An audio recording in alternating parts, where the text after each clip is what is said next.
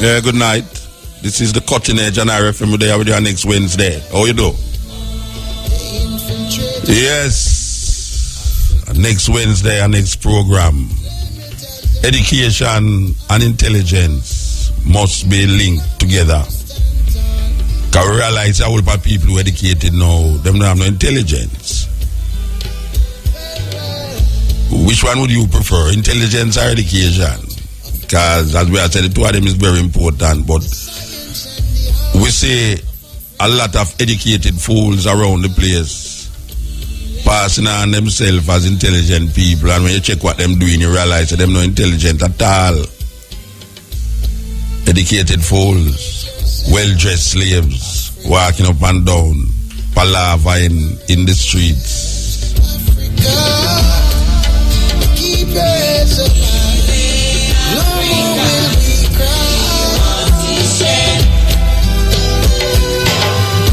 Yeah, so the big thing in the news now is the bus will turn over again with the same school. Same school, different youth them. Why that terrible thing? I don't know is we wrong I go on this, but sometimes you can't stop certain things, but if certain things keep happening all the while, you wonder what the authorities is dealing with. You know, granted, said it's something happened one time, I say, right, you never know so that could happen. A guy driving bus bad, and but we hear so the man who drive all the bus, original man from them time, they did have all much ticket, 80 ticket, 60 ticket. It's not one, it's not two times that thing they happen with that school there. So we don't know. But on a lighter side, Tessie and Chin. Yes, for those of you who don't never watch it, but trust me, you never watch it, well, can't help you with that. Don't think me can help you with it, play the audio of where you never hear. Ever wonder about what he's doing? How it all turned to lies. Sometimes I think it's better to never ask why. But when there is desire, there is gonna be a flame. When there is a flame, someone's burning your burn. Yeah! Shut it down, baby! Shut it down!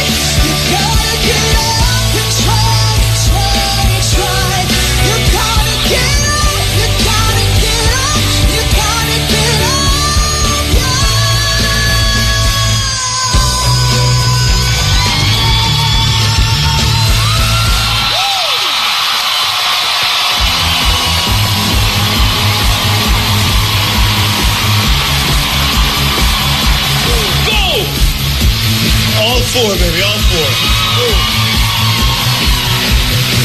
What is your name? My name is Tasan Chin. Where you from? I'm from Kingston, Jamaica. Yeah! This is going to be a dirty fight. You sung that song like a grown woman. Thank you, Mr. CeeLo. I am a grown woman. I know that. Man, you can easily win The Voice this year. I don't have a doubt in my mind. Not a doubt. Thank you. Thank you. Well, you know, I won't lie to you like Adam just did and tell you that you could easily, it's very hard Yes, sir. to win this show. not for you. Exactly.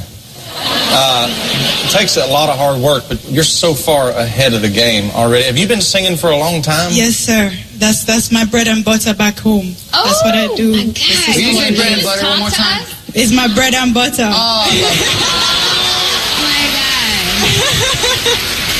Oh, My favorite music comes from where you're from. true? Yeah, reggae music is the greatest thing in the world to me. Oh, thank you. That's a big honor. It would have been the mistake of a lifetime to not turn around for you, because you got something crazy special. Thank you Crazy. so much. Thank you so very I want it much. bad. Being from Jamaica, I know you know a thing or two about being down in the valley and taking the high road.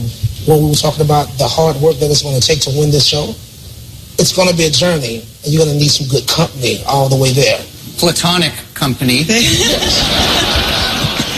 See the wedding ring? Just chill, yo.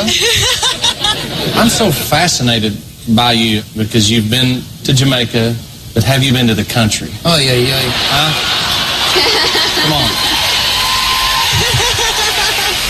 I think we're all pretty desperate to have you on all of our teams. Thank you so much. And Adam, you're a hard one to beat with your pitches and My heart is pounding. standing up. I know it is. I know. But you know, what I'm getting from you is just so much passion and so much heart for what you do. And you're such a powerhouse and unbelievably talented vocalist, but you just have such a kind, warm sense about you. I just want to be given the chance to bond with you, to work with you, and help you in any way that I can. Wow. All right, you've heard everybody. Who do you pick as your coach? Oh, please. I would have to. Me, right? I'm a fan of music, period, and I just want to be the best vocalist. I'm very interested in learning how I can better evolve, and for me personally, I think I'm gonna go with Adam.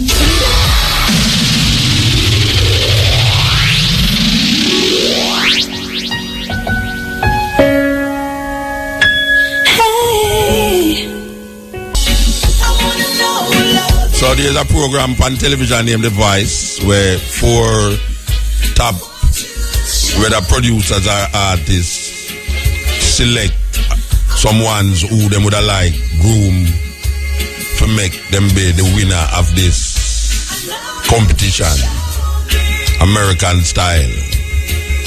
Tessian apparently seeking for that wider exposure. Enter that competition. And you know, the first night I looked for it and I watched the whole night and I never see her, and I said, wait, not tell me that she gone, but she couldn't go because that was the first program. But last night she actually did come on, and she come on last. And as she opened her mouth, so is a way where them turn them back to the artists that them don't know who are singing, you hear the voice. And when you press a button now, the seat are the ones who are judge to see if them would have want to groom that artist. The seat turn round that them can see who are sing. The four of them press them buzzer and turn round. That shows how impressive she was. So, yeah, who I say yellow Tessian and she will go through. I will say yes. This is our desire, this is our heart, and this is where she reached now.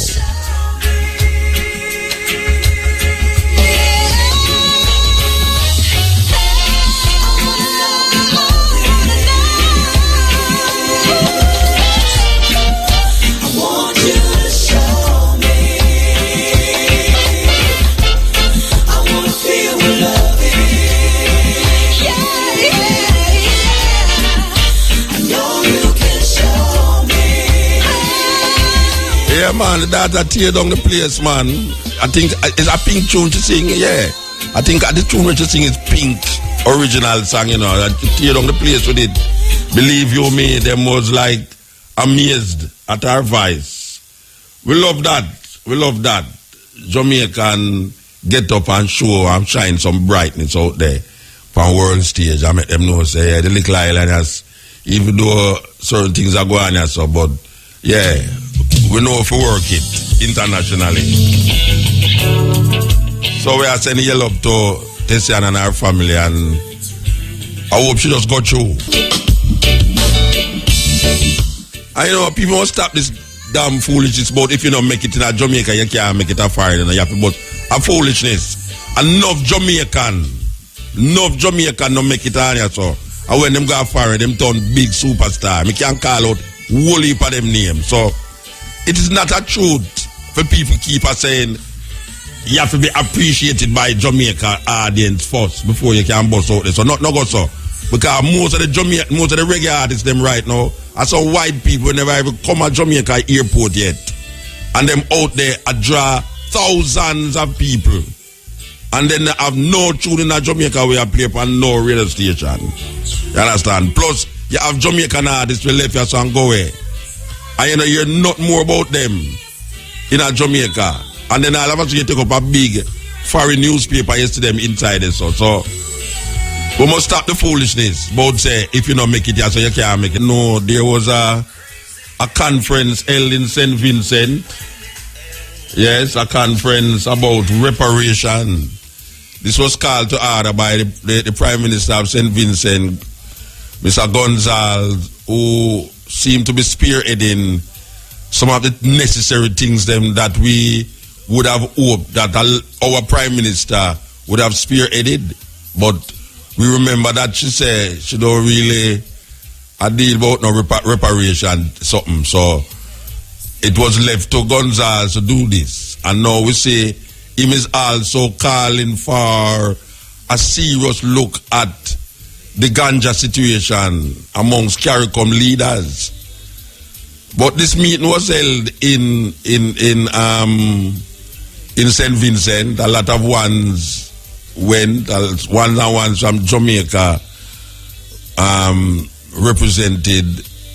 You know, we give thanks to know say Rasta was part of it also. So tonight we want to go into it.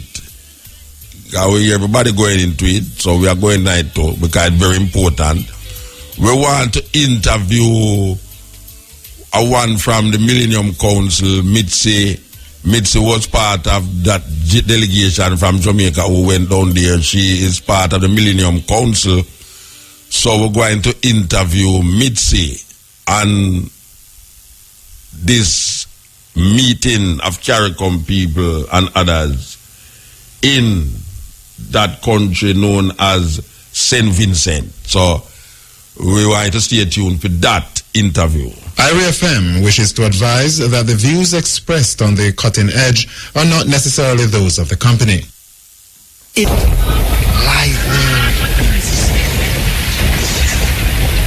IRFM, thought-provoking, always smoking, lyrics like a bazooka. You are listening to Mutabaruka. Very unusual way to play music with water drums in the river when you wash your clothes. A serious thing. People from the Cameroon. You know, we are talking about Cameroon, you know. There's some set of people them call pygmy. People call them pygmy. Short, big man look like little pygmy walk up and down the place. But them have a little unique way of figure out what is coming into them village or in them area, you know. Like you watch them and all of a sudden you see one of them bend down and put them ears on the ground. And when them put them ears on the ground, them can tell you if it's a human being a come, if it's a big animal a come, or if it's a hog a come or anything. Them just know by the sound and the vibration of the something foot we approach. Them can tell you. Now people are saying it's not magic. It's not no magic. It's not no magic thing, you know. It's just over a period of time. These people observe these things. That's what I call about intelligence versus education. Some people have education, them don't have no intelligence. Them people, you might say, do have no education, but you see them intelligence, them IQ gone up there so, way up there so. Because just to recognize that 2 people or 3 people are come by just putting your ears on the ground, and you know the footstep them of the different animal. It's really something else to observe. Really something else to observe, man. Yeah, man. We're glad say we get the opportunity in our life for really observe certain things. Trust me. In the Cameroon mountain there. Remember these things. I remember these things. Yes. So we're there with you. I go through the journey. As we say, we want to talk to Mitzi about this journey that you make with others. We hear that Miguel was down there. We hear that Jalani was down there. We hear that Bono Wheeler was down there from Jamaica. And a lot of things took place down there. So we want to know where I go on when them go down there. Where I go happen up here. So yes, we recognize that the Prime Minister of Jamaica went to Ethiopia and she met with the Rastafari community. Well, some of the Rastas them, because she wanted some kind of briefing in that when she got to Ethiopia. Well, we say she got to Ethiopia and come back and nothing was said. Well, we got a tape from an Ethiopian World Federation person who taped the proceedings in Ethiopia when she visited. When the Rastas come and visit her, not when she visited the Rasta. There's a difference between she going to the Rasta and the Rasta coming to see. So the Rastas came and visit with her. And she had a talk. And trust me, we played the talk on the radio. And yeah, you know, we still wait for hear something. But we now hold our breath. And then we see that ones and ones invite her to the Rastafari conference. Once again, whenever you hear nothing that we could write to them about, you understand? And that come off of the board totally because the China thing take up everything, you know. So Rasta must learn. I don't know if we not say history. History is the greatest teacher, you know. History teach you a lot, and we must use history as a stepping stone and a marking board for our actions now and our future actions.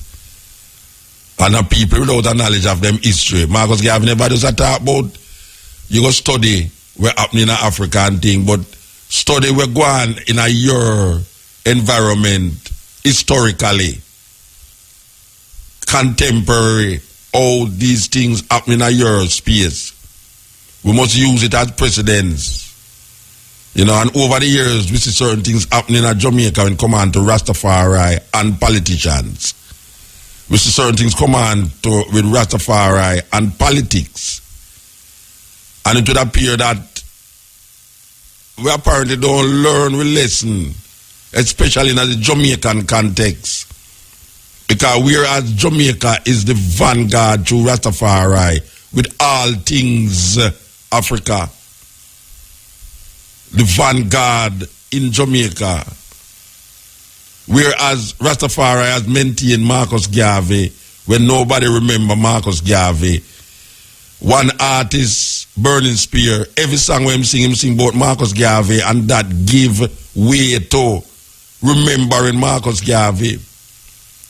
When we recognize that the Africa that people shun over the years was revitalized by the words and the doings of Rastafari, Brethren and Citrin, when we was mocked and jeered about this Africa thing. We were escapists. I remember distinctly in the olden days with these communists, where them call themselves a Workers' Party, headed by Trevor Monroe in those days. When Rasta come up in a them meeting, you hear them say Rasta escapists, and them a follow Marcus Garvey, because them was Marxists and Leninists who never give credence to Marcus Garvey in those days. Well, now we see Marcus Garvey take center stage, and now we see a lot of things that Rasta is saying and was saying from them time there historically is coming to pass. There's no way a man can say a whole heap of things where Rasta did that say in Jamaica now come fulfillment.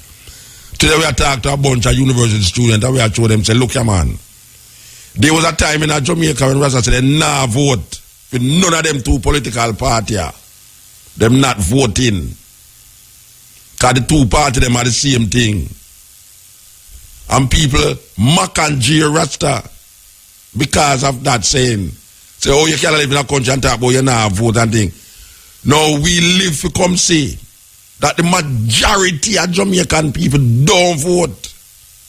The last election, the majority of Jamaican people did not vote because the people them don't have no confidence in these two parties that is running the Jamaica.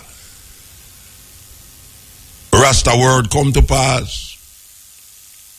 Remember when them used to call we head dirty ear, we say we could cow dung in our head to make it look so, and beeswax, and we hear nasty and this and that. Now we see the most kind of lock style and fashion and colored locks and all sort of locks all over the place.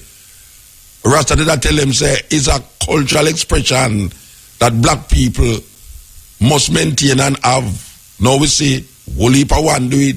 All kind of people are locks now. All people who don't like Rasta are locks. Not remember and say it's because of Rasta make them locks. So whether they want to curse Rasta, vex with Rasta or not, Rasta show them a certain level of cultural identity. Put it out there. And now we say it's a normal thing for a man go lax you know and cause Rasta said we. Boy, when Rasta start be vegetarian and ital liberty, we get mac and cheese now, so we're gonna yam, we not yam no salt and we are yam pure vegetable, and all my mother cost for that. All my mother cost for that. Say me a turn rabbit.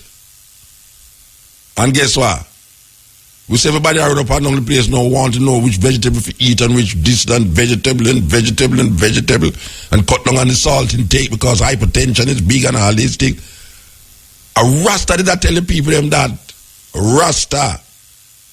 You think so when I ribbit it out there? Yeah, we're going to ribbit it in there because a whole heap of people in Jamaica go on like say, we don't make no sense in the landscape.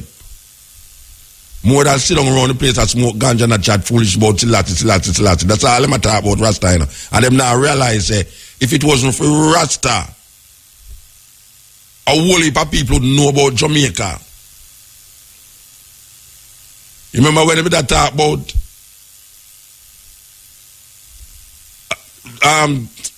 the music, Jamaican music. And we see Rasta take the music and carry it internationally and make it become part of the Jamaican landscape where people know who did that first against reggae music and I say boom boom music and adopted people them have sing the damn foolishness and them thing there. A Rasta invent Bob Marley. Rasta invent Bob Marley. And Marley go out there as a Rasta man and project the music and become one of the greatest musician artists in the world with him Rasta philosophy. That is Rasta. You could have go around it little more and come around it little more. We are telling you that. Rastafari contribute without any question.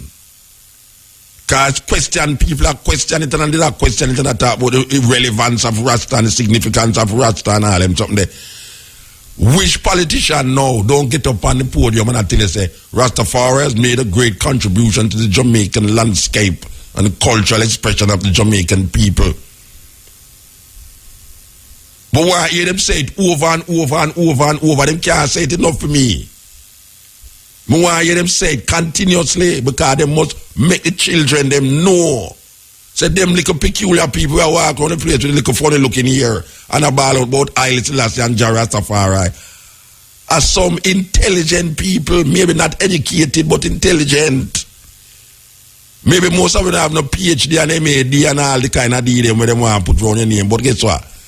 We know how to articulate and conceptualize and philosophize our ideas that it can go out there intellectually, Rastafari has contributed enough, without having any big monastery or big university, Rasta University. Rasta created them own university in the foundations and the reasoning round the chillum pipe. You know, when Rasta did I get locked up for ganja and makanji, and I said, no damn idiot, no fool, no smoke too much ganja, that's why no chat too much damn foolishness. Them say that. Say, oh no mad. The reason why they taught them fools, they told them smoke too much ganja. And the artists them come out and say, yes, legalize it and I will advertise it because it's good for glaucoma, it's good for this, it's good for that, and good for that. A man say, where them damn idiot fool man I come from? Where them get them foolishness from? Me remember when them used to say that 30 years ago. When them tune they make, you have Jamaican middle class people who couldn't take for hear them thing there. Couldn't take for hear it. Now we see big prime ministers, big man, educational doctors and PhD people and medical doctors now say, watch out, ganja is not what they think it was. CNN man, big Colorado people, Jamaican man up a Canasal man where show them say there's properties in the ganja were good for certain things. And the amount of persecution where Rasta got through for these little herbs. And now we see all the prime minister of one of the Caribbean island, I call for the CARICOM leaders to sit down again and talk about this ganja thing. Because now we see over 15 states in America legitimize that. And we did say legalize it and then we will advertise it. A Rasta did I say that. One must forget that. One must tell the children and the children that is a group of people that talk about ganja for a long time and them get persecuted for it. And now we see Barlet Bridge tumbling down because them realize that, yeah, but we can make some money off of this thing here, you know. But in order to make the money, they have to legalize that and take out the criminality off it. Where them put Rasta on some criminal activity. The thing me forget that 20 years, me not smoke ganja, 20 years me have criminal record for ganja. 20 years before it come off of the book. I mean, if I even know, say it could have come off of the book. It's a man that show me, say, but Muta, at 20 years, I have this thing up on the book. It's a policeman that show me that. Down at the police station, say, Muta, at 20 years, them have this on the book. You can't suppose you can go get some farm, go full up some farm up so, and come down back, come to this and that, and whole heap of rigmarole. 20 years what a criminal record. Just wipe off of the book. That means you have foolishness. Because you can't have a man as a criminal for 20 years. And then you just go so boom, one stroke of a pen and that done. You're no more criminal again. Rasta get persecuted for that over the years. We need some reparation for that. And then beat Rasta, mock Rasta, persecute Rasta, marginalize Rasta in a Jamaica. But we stand firm. We create a language inside of the Jamaican landscape.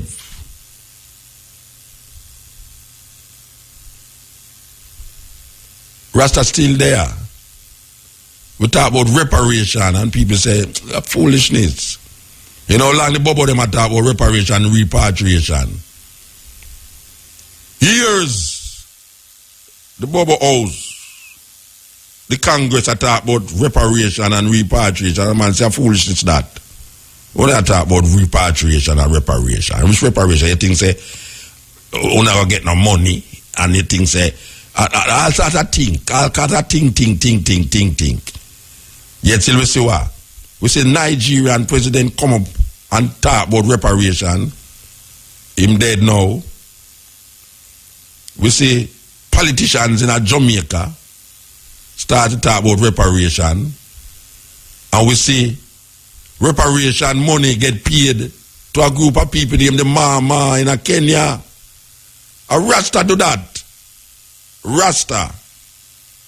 The continuous struggle for human rights and justice by the Rastafari community enable a lot of people to get motivated, just like how Rastafari motivate the armed struggle in a Zimbabwe, in a Namibia, and in a South Africa through the music. That even though we never go down there and go hold no gun and shoot nobody, we was able to help the people them who was fighting that physically. We hear that from the horse's mouth. We hear that from Winnie Mandela. We hear that from Nelson Mandela. We sit down with the old-time veteran them in Zimbabwe and hear them say the same thing. The same thing them with Nelson Mandela. The same thing when Winnie Mandela sit down and tell me personally. And the same thing when me go to Zimbabwe and sit down with the veteran them and them tell me personally. Them say, a Rasta music help them when them dey on the battlefield. So even though we never did it physically, but the word sound we have power go out there. And now we see the commercialization of Rastafari by other people. This is the culture where was once despised. Them have a sense that the stone that the builder refused become the head of the corner. We are agitate because why we must agitate? We want them to realize that we're still there. And all we hear, man, boy, Rasta wasn't like how Rasta is. You know, Rasta different now, you know, and Rasta, boy, first time Rasta. Oh, not go like somebody didn't love Rasta first time. Oh, that talk about first time. First time Rasta used to talk about peace. Now you never hear Rasta used to do this and Rasta. Then all of a sudden you never know, so Rasta used to do this and Rasta never used to do that. How come? All of a sudden now you hear people that say, well, Rasta used to do. You know, Rasta was peace and love, you know, and Rasta never used to do this and Rasta never used to do that. And Rasta was this. And when Rasta was doing it, you never like Rasta. You never like Rasta. In those days, you never like Rasta. You beat Rasta, Mark Rasta, J Rasta. No, now come tell Rasta about when Rasta was in those days. It was a nicer thing. And now these people who coming up now going like them a Rasta. Them is not really Rasta. Them is rascal and this and that. And all these talk. And them still not like Rasta. And Rasta must not be fooled into believing that because we can go certain place and do certain things and say certain things. There is a group of mindset out there that will not change, like when the woman tell her son. The woman say she prefer her son go turn a homosexual girl than go turn Rasta. She said she prefer her son go turn homosexual than Rasta. And that is not like a little one-half thing. You have people out there with still all me and they can't take me upon the radio. That's why them tell them, you know, listen to me. You listen to that damn boy with them damn foolishness. Turn off the radio and go to your bed. And the youth them just put the radio underneath them. Hey, watch a man. You ever hear about the Pied Piper, man? Watch it, you know. The Pied Piper. A serious story that. This is the cutting edge on RFM.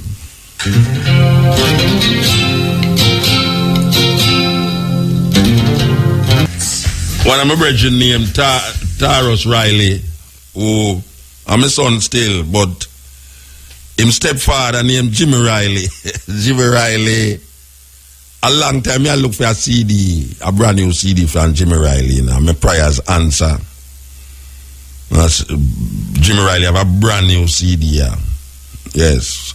Well, it's brand new to me because me never know say him did have a CD out there. So we want to play a couple tracks from the CD in the night, you know. We're going to start with this one, yeah. Brand new CD. Where's the China here? By the man called Jimmy Riley. I didn't know a judge could go to prison. I didn't know doctors could die. So at the conference, Who made the presentation? Prophet Greg made the presentation. Oh, Prophet Greg did it too. Yes. Okay, so what was that presentation? I mean, you can outline, just give me a little synopsis of where. It kind of traced the Rastafari representation of issues like reparations and repatriation over the decades. You know, making reference to all the efforts that have been made from time immemorial. You know, I have to pay very special tribute at this time to the EABIC, the Bobo Shanti, who through King Emmanuel has been doing. We just mentioned him a while ago, yeah. Yes, great works, and have set a very solid foundation in terms of documentation and representation at the highest level on behalf of not only the Rastafari community but the people of African descent worldwide. So that work has been is still continuing, because as long as Bobo Shanti lives, that will be their greatest commitment in terms of representing reparations and repatriation. Now the Millennium Council has taken up this level of representation, and we presented a paper, as well as the Rastafari Nation Fundamental has taken up this level of representation.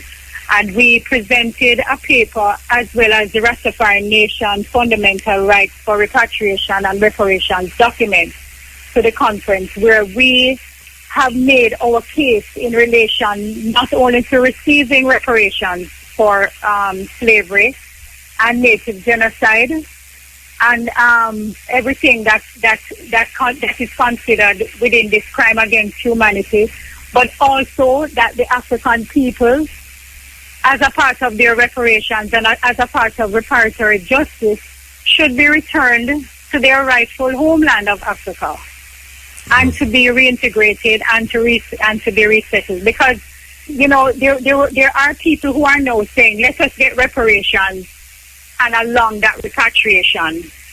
Many of I and I were saying at a time, we want our repatriation take us home and give us the space to resettle and to reintegrate into our homeland.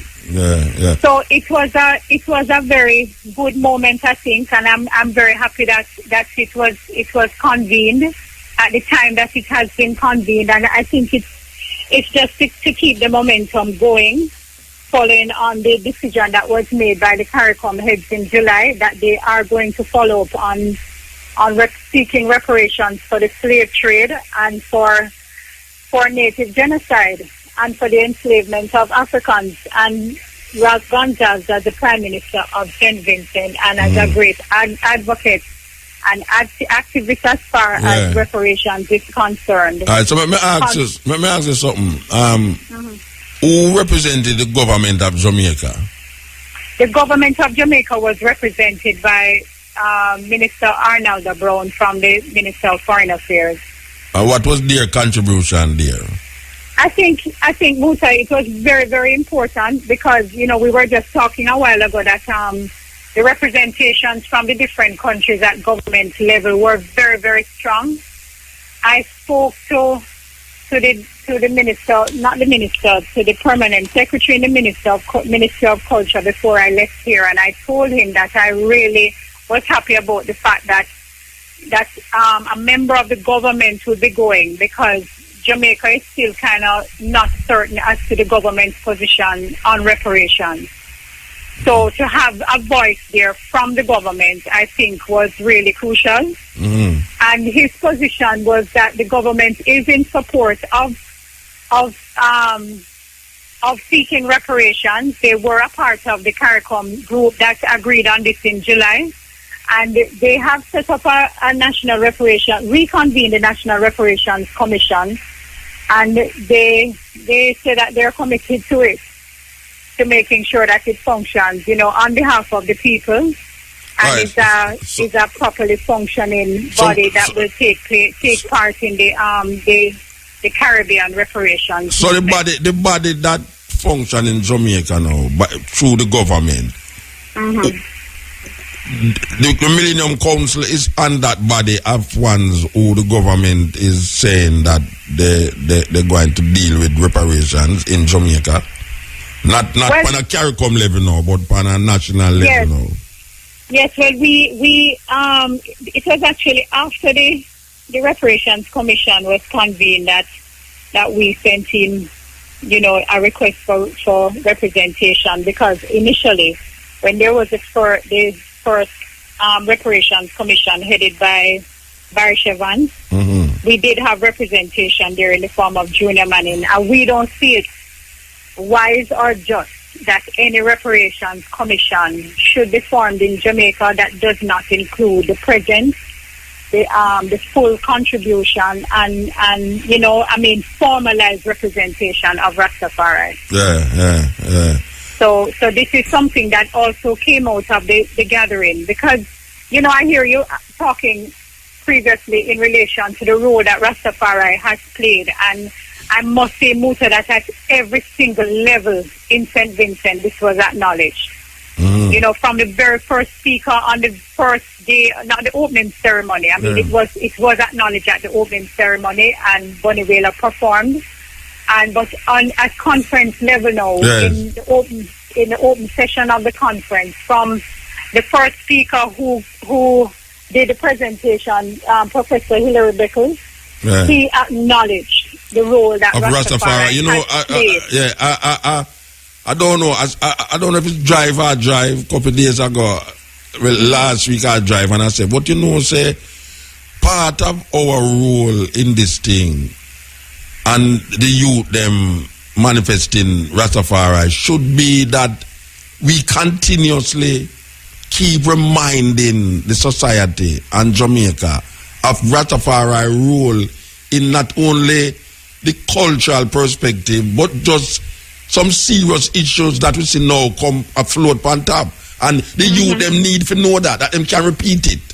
It's not a joke thing where we must just shut them out. We must keep, because now we hear people say, we want to give thanks to the Rastafari movement for this and this and that. But we must make them keep saying it. Yes. Because that is the only way the younger ones now going to say, but wait, Rasta did do this and Rasta did do that. We need to make them know that. It's Rasta did bring up this, So that's the part of the thing, very important. They say, people keep saying it at the conference and think, all right. So, yes. All right. The conference, how much days it keep? How much days? It was just two. It was the opening ceremony on the Sunday, and then 2 days of conference. An open session on the Monday and a closed session on the Tuesday. And there was a consensus. After the whole thing happened, there was a consensus that said this is what we're going to move forward with now. Or it was just. Muta, to be honest with you, you see, not only, the Rastafari presentations are ones that you expect, because I know the voice of Rastafari, I know the total sentiment of Rastafari. So you expect the presentations that Rastafari makes. But apart from these presentations, it was really, really moving to hear some of the presentations that were made by representatives of other countries, because it was 12 CARICOM countries, and they had representatives from like Guadeloupe and Martinique, Virgin Islands, Canada, UK, the Netherlands, who already, they're not only speaking about reparations, but they have task force or commissions or committees already in place, functioning very, very effectively. Commissions that are being funded and doing the work that they're supposed to do. So it was very, very good to hear what everyone had to present. Another high point for me was that we speak about slavery, the slave trade and native genocide, but we don't really connect the native genocide with the native Caribbean people who were forcibly removed from their spaces as well, the same way we were forcibly removed as Africans and brought here. Well, that was one of the things that when we was having the Marcus Garvey celebration, we was talking to this Taino, and that was one of my, I don't know if it was coming over the ear, but one of my conversation was with the Taino, and the forcible remove, and as a matter of fact, he mentioned one of the first rebellion happening in Haiti, was a Right. Taino rebellion. I don't know if you did hear it, but Yes. you know, it was very enlightening to hear the Taino talk about a Haitian rebellion that the Taino them rage against the colonial masters in those time, because there's a forcible removal of people continuously in the Aboriginal in Australia. The forcible removal of children who them deemed to be mixed blood, them put them in a separate camp and grew them up as white people. I don't know if you know about that. You know, there's a good movie about it. Yes, I know the movie. The fence. Where they are captured within the settlements and taken back into the Yeah, and then you have the Native Americans who them move them off of the good land and put them on some reservation over the years, and them still have to fight and struggle for that, even though there were certain amends made to the Native Americans about it. But I can understand how the connection can be made with all of these different kind of people moving towards now confronting the colonial masters, both France, Holland, England, and Spain. And we should put Portugal in it, because the Portuguese was the first set of people in Europe that go down in Africa and take Africans out there and turn them in a slave. Even before the British, the Portuguese was doing it. I don't know if that would come up in the reasoning them down there. Yeah. The Portuguese slaves. The delegates from the U.S. Virgin Islands were speaking in relation to the Danish as well. Yes. Because they were really originally Danish. Mm-hmm. You know, Danish colonized, and then those islands were sold to America. Yes. So they became U.S. citizens eventually. Yes. So it was a very interesting conversation, a very broad-based conversation, and you know, in relation to what we were talking before, from the very first day of the opening ceremony, you know, we got to hear they actually had a Garifuna young lady who sang their anthem in Garifuna. Yes. Yes, so the Garifuna and the Kalinago people have now become a little bit more familiar, and we recognize that you know, injustice and oppression everywhere just needs to be defended, you know, in that way. Same struggle. So we had a very broad-based kind of representation of people who believe in African liberation and believe in justice for African people who have been wronged in this kind of way. So I would say that there was a consensus. And one consensus, I think, you know, as we were talking about Rastafari, is, as we said, Rastafari are the cornerstone and the foundation as far as this movement is concerned. Rastafari have kept it alive. It has been energized by Pan-African commissions and interest groups and individuals, and ones like the great Dudley Thompson, who have carried these things to the highest level, to the OAU, to the AU. But I mean, Rastafari was given the recognition. Even our own minister from Jamaica here said that he does not think that Rastafari has been dealt with the kind of respect and dignity that they really deserve based on the role that they play. And we all agree with that. I mean, we could all agree with that, you know what I mean? Yeah, so this kind of representation came from Stephen Lashley, that is the Minister of Culture from Barbados. They spoke very, very openly that, you know, Rastafari's role cannot be underestimated and has to be a part of the process. But you must remember, say, Barbados did set up Pan-African Commission through the government, you know, not just an independent thing. Yes. And remember, it's called Commission of Pan-African Affairs. Yeah, we're brethren who passed away was seriously involved with that commission, you know. So he was the head of the commission, and also David Commission, who is a great Pan-Africanist. He was on the radio on RFM on Sunday morning. He also works with the African Commission in Barbados. In Barbados, yes. Yeah, like Capra Cambon. As a government man. He was a government man, don't it? The brethren there. Commission? The brethren who you just mentioned a while ago, so he was on the radio. Who? David Commission? Yeah, he was not a government man in a Barbados. No, not that I know of. I thought he worked with the government through the commission. I'm not sure. I'm not saying that he's not. I just know him within this capacity. Yeah. I've seen him at conferences before. I know he has written a book, Yeah. Healing of the Nations, I think it is, and it's all about reparation. But remember, Eichel, who did have push this thing out so seriously Yes. in a Barbados, you know what I mean? Eichel actually initiated a flight from Ghana to Barbados. Yes. You remember that happened? Yeah. I don't know if it. I don't know. It don't did it again. It don't did it. I think it's doesn't happen Nigeria anymore. But yeah. I know that he did a lot of work as far as that is forget concerned. that. Forget that movement. Yes. In fact, he died when he went to Trinidad to do a presentation on African Liberation Day at an event there. That's when he died in Trinidad. All right. So we reached this stage now. Mm-hmm. And the conference keep, and obviously everyone is quite satisfied about it, including yourself, that, you know, this was a great move, this thing happened.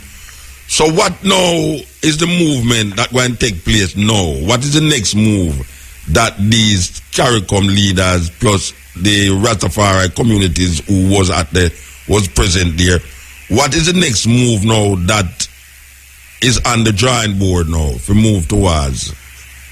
Well, there are many different levels of that, I would say, Muta. As far as the Rastafari community is concerned, the Rastafari community made different levels of representation there. I mean, not only in relation to reparations and repatriation, but also in relation to the fact that the Rastafari community has gone through its own kind of persecution. We need reparation for of the Caribbean. As a group, we need some reparation. Just separately now, as a group. Precisely. I am looking at what happening at Jamaica. I look what happening in St. Lucia, in Dominica. I mean, Dominica one. You know, the Dominica, the persecution in Dominica was worse than in Jamaica. When we talk about Carol Garden, I would probably people don't know, you know, that Carol Garden is a tragedy in Jamaica, you know, but where did it happen? When them say the Dread Act, shot on sight. It's difficult to tell somebody in a Jamaica, say, you know, they didn't have a law against Rasta.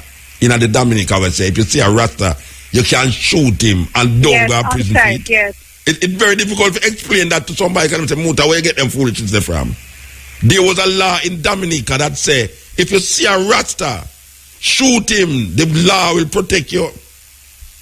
And now, that reparation, where we have people who is still living, because you know people talk about reparation for Germany from, I mean, the Jews them. But when them say slavery reparation, them say, well, it's very difficult because none of the survivors of slavery, none of the people them who actually was in slavery still is living today. But them can't find Jews who was in the Alaka that was living today. Right. We are saying now, we as Rastafari, as community of Rasta now, not the broader reparation thing, but as Rasta now, we have people who are still alive. Yeah. Who went under this atrocity placed against Rasta in the 60s, where we can bring them up, which we had brought them up.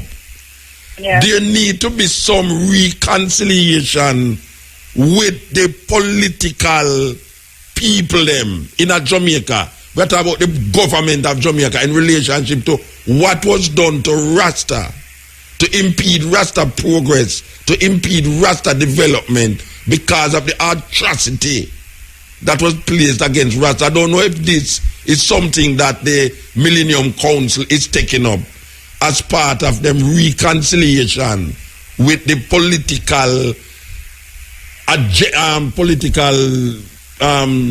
bureaucrats in Jamaica. I don't know if you know how that go, because I don't think you can go far. I don't think you can go far with something and then still have that in the back of your mind. That needs to come out clearly. Yes, it's a part of. You see, it was brought up as a major part of what you're calling the reconciliation and the healing and the moving forward. Mm-hmm. That we are now joining forces with members of government, CARICOM heads, and we really need to look into ourselves very truthfully to see what role, and this was really sanctioned. I mean, Hilary Beckles and other ones spoke to it, that we really have to look truthfully now to see how we are going to interface with Rastafari and to address issues that have concerned Rastafari in cases of serious injustices and human rights offences. So how did the Jamaican representative relate or react to the idea that there need to be some kind of sitting down with the Rastafari community to amend the atrocity against Rasta and the dehumanization of Rasta in Jamaica? Well, on the second day when the heads of commissions had gone outside to do their election to see who would chair the Caribbean Repatriation Commission, and other ones had gone outside to draft the terms of reference, a group of us that were inside there were speaking to issues that we want to be brought to the table. And that was one of the issues that Prophet Greg reminded them about, that we really need this kind of addressing the injustices that have been meted out against Rastafari as a part of this ongoing process. You know, because it's not just about an apology. I think it has passed the stage, because I don't know how we're going to trust the process and continue to work with ones who in post-colonial and post-independence Jamaica have treated a group of people and persecuted a group of people. Not only persecuted a group of people, but all these issues that we are now speaking of collectively, repatriation, reparations, we have been so persecuted. Herbs, speaking about dehumanized openly. Yes, when we have spoken so openly about African people needed redemption, liberation, and the same reparatory justice, even if we never use those terms. We were persecuted for these things, and really treated like some mad people for real. Yes. And now we are the same people who are going to be sitting down around a table with you, and this is why we're saying we don't want you to just congratulate us, pat us on the shoulder and say, oh, Baba Shanti, you have done so well in terms of your representation and providing all the documentation that will support our cases. And Millennium Council, you have done so well. We'll close the door now and deal with it. No, we are saying that we need to be very, very upfront. It is very difficult. It is very difficult to sit down with a man who kill your father and your mother, run a table, and behave like him never did do nothing. So it's business as usual. It cannot be business as usual. No, it's hard. It's very hard, and we are not going to be. We are not going to. You see, like on our reparations commission here in Jamaica, the mandate does not include internal reparations. And this is why, we have to be more proactive and to sit down even with our reparations commission to let them know the positions of Rastafari. We need also to be interacting with our brothers and sisters in St. Lucia, in Trinidad, in Dominica, anywhere that these injustices have taken place. You know that the intellectual will tell you that you try to usurp the thing and bring it down to an individual thing. We heard that even there, We heard that even there. Yeah, the intellectual will tell you, say, watch out, not try to usurp the thing. This is not an individual thing. I was told that even by a member of the delegation, in the form of the minister, because they think that when you're doing this now, you're kind of watering down the process and detracting from the big issue. But as a community and as a people who have received crimes against us, and just been persecuted for being who we are and our own expression of ourselves, and denying a white God. This is what we have been persecuted for. To say we want to go home. That's what the Back to Africa movement in 61 was about. We want to go home. We want to be relocated to our rightful home. And this is what we have been persecuted for expressing ourselves for who we are, African people. So, it's not like we were out there committing crimes. We weren't out there being drunk and disorderly. You know what I mean? We must not allow the intellectuals to make us feel that because we are standing up for our national Rastafari rights, we are usurping something that we were the ones who was instigating. It's we that instigate reparation, So it's not like say because we attack for our thing, we don't want reparation, and they will make us feel that way. They will make us feel like say See, then now, when you bring it down to Rasta again, and it's not a Rasta thing. It's a Rasta thing when it come on to in it down and mobile. All the Rasta them who get beat up and back down, who lose them picnic and all these things. It is a thing for Rasta down there, so it's a thing for Rasta who get criminalized because them smoke herbs. And now we say, them a talk about them going to figure out about the herbs thing. It's a thing for Rasta who couldn't go to school because them picnic lacks. And the Rasta man, because him don't want him picnic, go grow up without education, him go cut off the picnic locks. It's a whole heap of little things we need to address. It need to be addressed. We can't be the hypocrite. We can't be, okay, all right, yeah, we can look on the bigger picture. Yeah, we did a look on the bigger picture, so nobody can never look on the bigger picture. We did a look on it. You understand? Yeah. So you know, Professor Beckles, you know, in a lecture that he gave at the Trinidad campus, he said that the Caribbean nations that ignore the human and civil rights of the citizenry will never be able to access reparations. Yes. So these are really some hurdles that we need to go over. When our governments are really serious about advancing the cause of reparations in the international sphere, we must be serious enough to sit down. But the Rastafari community cannot now get complacent and be comfortable sitting down and waiting for things to happen, because we have been the activation, you know, thing in it all the time. I remember Mike Henry, and I keep going back to Mike Henry because I have him on tape in the times of down to Montego Bay, when Mike Henry said, look here, I'm not talking as a political person, I'm talking as Mike Henry. Look here, I apologize to the Rastafari brethren and sisters for the atrocity that was done to Rastafari in Jamaica and in Carroll Garden. I have him on tape. I said that. Now, if it was easy for Mike Henry to say that as an individual citizen, why shouldn't we not ask for the same apology publicly by the two political parties? Because we can't say the one political party now. We are talking about the two political parties persecute Rasta over the years. Maybe one more than the other, but government come persecute Rasta. And the government is the two political party. We need to address it. We need to address it. You know, I mean, Muta, whatever persecution and injustices were meted out to the Rastafari community have absolutely no justifiable basis. None. Absolutely none. None at all. None. You know, and this is why we need to be presenting our cases in a very serious way, and to do our own research the same way we're going to be doing the larger research to present our cases as far as slavery and native genocide are concerned. We have to do the same thing. Yes. You know, and we can't feel intimidated about doing that kind of representation now on a global level, wherever it exists. So because right now we have the public defender. I don't know what is the situation with that, but it is still something that is in progress. But I thought that Miguel was supposed to deal with it.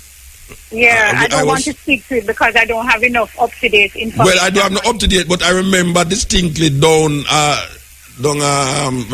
say Miguel. Yeah, so you try to say, no, it's you is supposed to come to know in relationship to how far the Carroll Garden thing, the issue, and him say, yes, it's him. Right. So I don't know how far that reach, and maybe I should have talked to him soon about it too, you know, because it's a very important aspect of the whole thing. We march feet, we bring it to light to the people, them. We need to step up on it. But make I ask you something. Now that you come back, right, you feel the same kind of spirit. Because, you know, sometimes you come back after 9 days, the thing is back to normal again, and you wonder if this was just a little time spent in the youth even more energized now, Musa, to be honest with you. I feel more energized. And you know, in paying respect, I have to really pay respect to Professor Shepherd, Shepherd. Yes. She gave a very riveting presentation in the park that she has now. It's originally Victoria Park. She has now officially renamed it Victoria Park. Emancipation Park. I mean, Freedom Park. Oh, yeah, because you should have mentioned it before. Victoria Park. Yeah. So she has renamed it Freedom Park. So her presentation kind of brought to light and to the people of St. Vincent and all the visitors there, including the lawyers who were present at the invitation of Gonzalez, the whole case of she brought it, she gave it a very personal touch, a very, very intimate presentation, by calling names and speaking to the atrocities that were meted out to ones, what was their punishment and what we should be asking for in terms of payment for every single finger that was cut off and every foot that was removed because you ran away from the plantation. I have to give, and Vereen has been kind of working almost single-handedly, I have to say that, as far as the Reparations Commission here is concerned, because she's very, very committed. She has now been made the deputy chair of the regional commission, and she will be responsible for research, which is her area of expertise. Yeah, definitely. But I feel very energized, Muta. I think right now, as Rastafari, it is a very victorious moment as African people. An issue that concerns us and represents injustices against us have been brought to the table and is getting more and more attention in the global space. And I think the momentum just needs to continue. The momentum that Gonzalez was riding on was the success of the case of the Mormons. So he didn't want to lose that momentum as far as reparations is concerned. And I don't think it's a momentum. Now that we have had this conference, we can't leave it up to what happens in the government space alone. The government has to know that it is not a top-down approach, which is what a lot of people spoke to, but civil society interest groups and the ordinary man in the street have to understand what reparations is about. So the education and the sensitization now has to be stepped up. But and has to be maximized. Isn't it ironical that the same Prime Minister who called for a reparation meeting is now calling for a ganja meeting amongst CARICOM leaders? Yes. That is really something else, Where Jamaica should have been the Jamaican government should have been the chief vanguard of this, considering where the origination of these ideas came from. We see that the government of Jamaica take back seat to a man where they way over the other side of the island there, where it's weird that him did also, we should have him on tape to going to Ethiopia with Rastafari upon him entourage. And let me tell you, what was really interesting about what when Gonzalez spoke to the issue of going to Ethiopia, what he said was that as a head of government, he was being lobbied by pressured almost by the Rastafari community there in relation to repatriation. He told them that he cannot afford repatriation. So what he will do is to take a delegation to Africa, to Addis Ababa, and to make representation on their behalf. Yes. As far as entrance into Ethiopia is concerned. Without visa. So that is what he did. He went on this mission with Rastafari, who he knows that their agitation is repatriation, and to open that door to make sure that this is what I can do now, because he says that repatriation should legitimately be raised as a part of the conversation with Europe and natural with Africa, because we cannot have a reparation and a repatriation conversation that does not include Africa, the African Union and the countries of Africa. So he's saying that, it's not like he is not supportive of repatriation.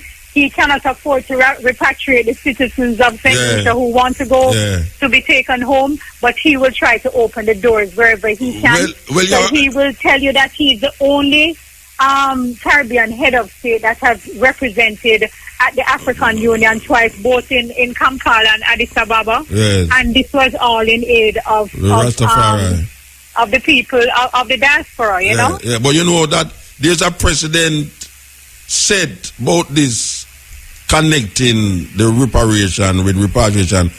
When the Jews was asking for reparation, they also asked for land, and the British give them land. Yes. Yeah, the British give them somebody else land. Yes. That the British do that. The British that is how Zionism started and this whole heap of argument, you know, that the British fashion a piece of land and say, all right, we're going to ask for reparation and repatriation, and ironically, the people them who them repatriate never come from the land where them repatriate to. Right. Because most of them was Russian. It's the Russian them repatriate to that piece of land now, what them call Israel, you know. Yes. It's not no ancient Israelites occupy the land now. So them did connect repatriation and reparation from them time there. So it is it's those who want to go, because still we still have most of the Jews them live outside of Israel, you know. Yet still them recognize Israel as them homeland. Yeah. And you have people who left Israel, left all over the place, Russia and all the places, and repatriate to Israel. So it's not a far-fetched idea, because you have people where them still will connect with Africa, but it's not like say them go want go to Africa, go live. But them recognize Africa as them homeland, just like all the Jews them recognize Israel as them homeland, and them free to go and come back, free to go and come back, free to go to go live, or what choose whatever them choose. This is the part of the thing that a whole heap of people scared to deal with. The repatriation kind of thing, because I didn't hear about repatriation before I hear about reparation, you know. Precisely. When I did that, just come. Our elders weren't agitating reparation. No, it's repatriation I didn't hear about from the beginning. See? Yeah. So we are along the line, the third road, but no, we're connecting the two. There's a connection between the two that we must be legitimately recognized as a group of people that is domiciled on this farmer slave plantation island. We are domiciled. And we must be in the position where we can choose to stay or come and go if we want to. We must not be domiciled here. You know the point that Priest Kalish from the Baba Shanti family in St. Lucia, the point he really kind of quieted a lot of people with is that while we are talking about the forced removal of our ancestors from Africa to be brought and enslaved in the Caribbean, and we are looking now for our reparations as far as this is concerned, our move should be to be asking as a part of that, and he says this is the honorable thing to do, we should ask as African people that we be returned to our home, and that the natives of the region, who are the ones we're asking for justice as far as native genocide is concerned, be given their space to continue to live. You understand me? Some people could not grasp that because they don't want to leave the Caribbean. But he says that's the honorable thing to do. We're asking for reparations as Africans. Yes. So our African journey should take us forward to where we're coming from, and the native Indians who are from this region, who are dislocated forcibly, should be given back the space with land and proper compensation within this region where they were dislocated from. I think that's honorable. All right. So how would I work out the Native American now in that proposition? How would I work out? All right. Because, all right, we're talking about the Native American, what them call the Native Red Indians. No, in America. No, in the region. I was just speaking of the same Garifuna and the same. Yeah, but me know. But when I say it would be also have to be naturally. But when I say how would we work out that in relationship to the Native American? Because the Native American. If you are native, that means genocide has been committed against you. Yes. So how would we return the land to the Native American? Muta, if we are talking about reparations for a people who do not the same way, we were not the only people that came over here. So we were because of the economic system at the time and the whole plantation system. These people were displaced off of their land.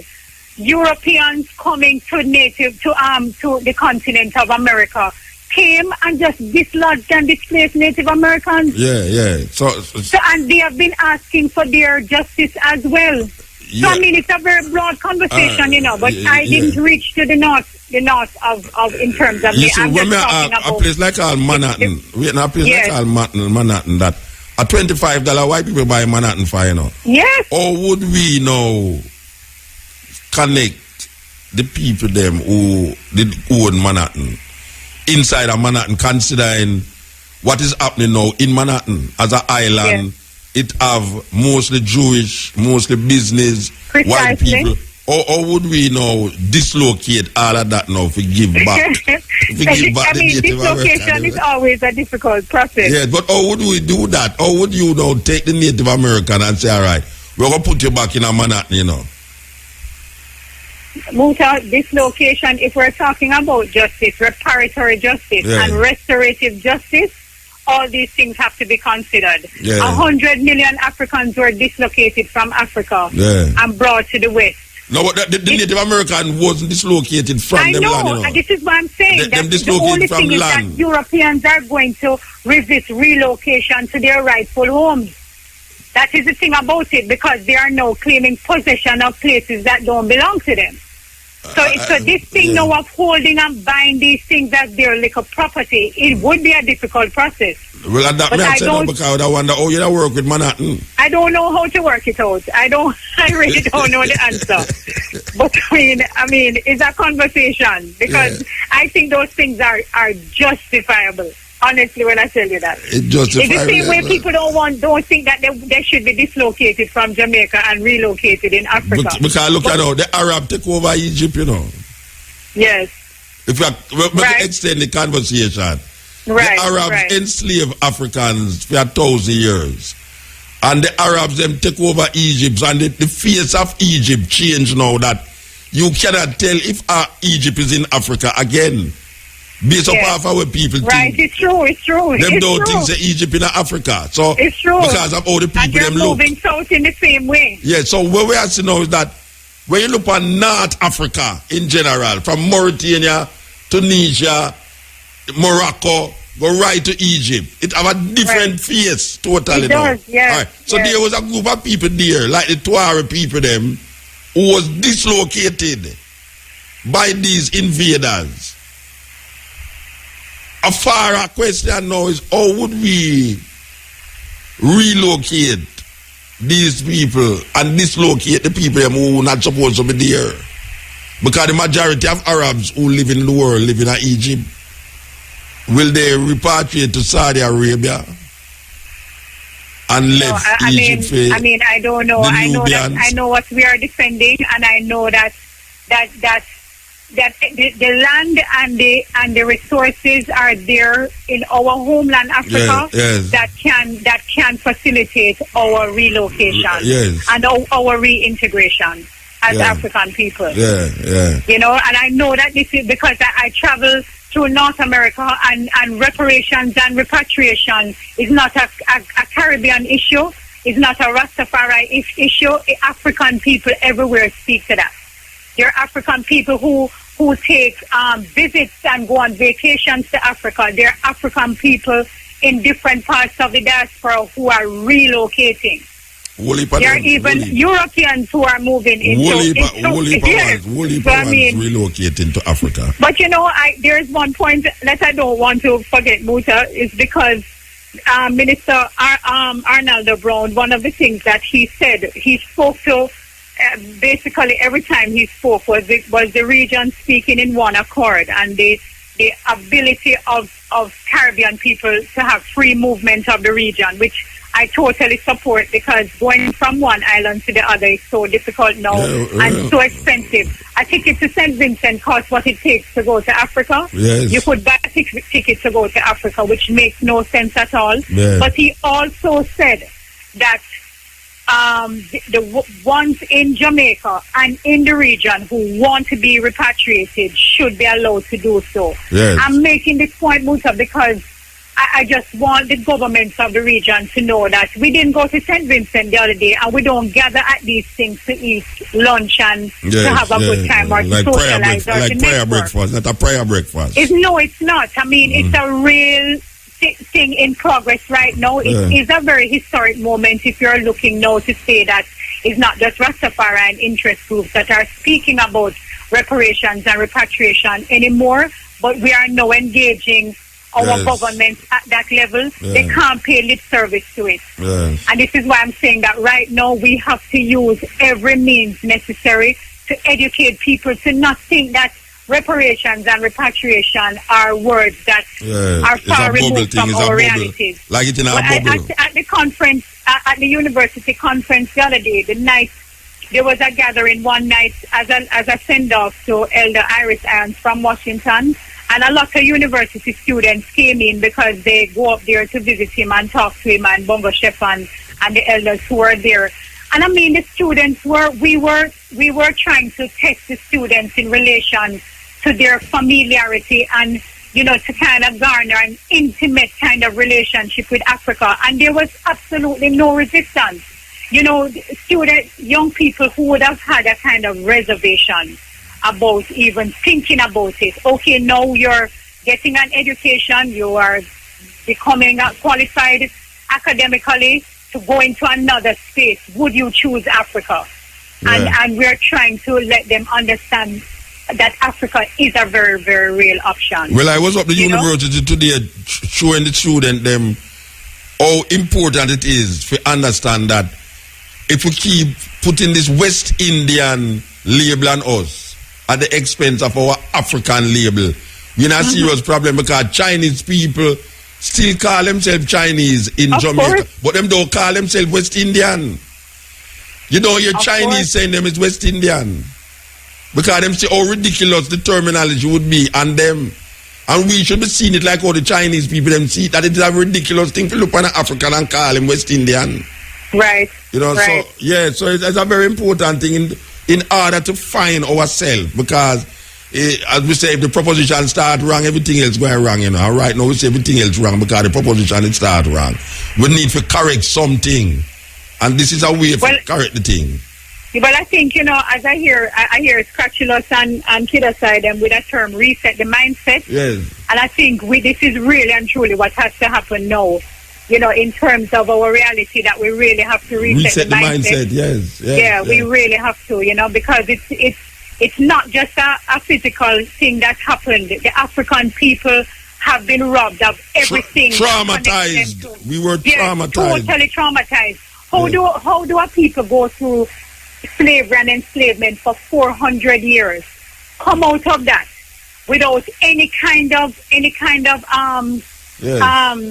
a process of healing, any kind of what you call it when you go to this counseling. None of these things have taken place within the psyche of the African trauma mind. On top of trauma, man. Because even now we still have faced the traumatic experience, because we still have go church, go get more trauma. We still have listen to the people who are placed here to maintain the colonial experience, when them call themselves neo-colonialists. So the trauma continue. Just hold on there, hold on. Yeah, this is the Cutting Edge and Clock. Brothers and sisters, this is Chalice. Join us with respect for our national anthem. Let us stand and defend this one. Peace and love. Thank you. Eternal Father, bless our land. Guide us with thy mighty hand. Keep us free from evil powers. Do our life through countless hours. To our leaders, great defenders, great true wisdom from above.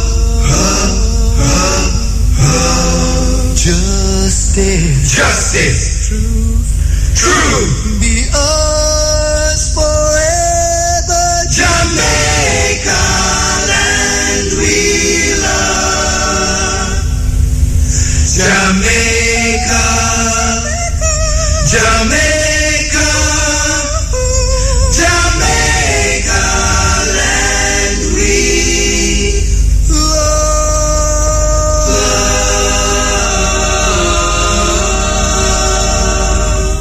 Yeah, this is the Cutting Edge on RFM. I want to remind you that Kush, the restaurant Kush, where they're on Phoenix Avenue, yes, right above St. Andrew Hospital.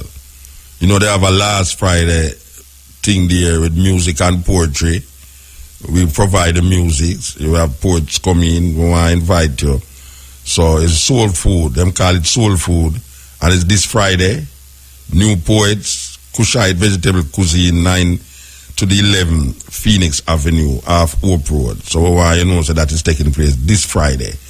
You understand? We want you know that Yasso Safari album launch is at Red Bones on the 5th of October.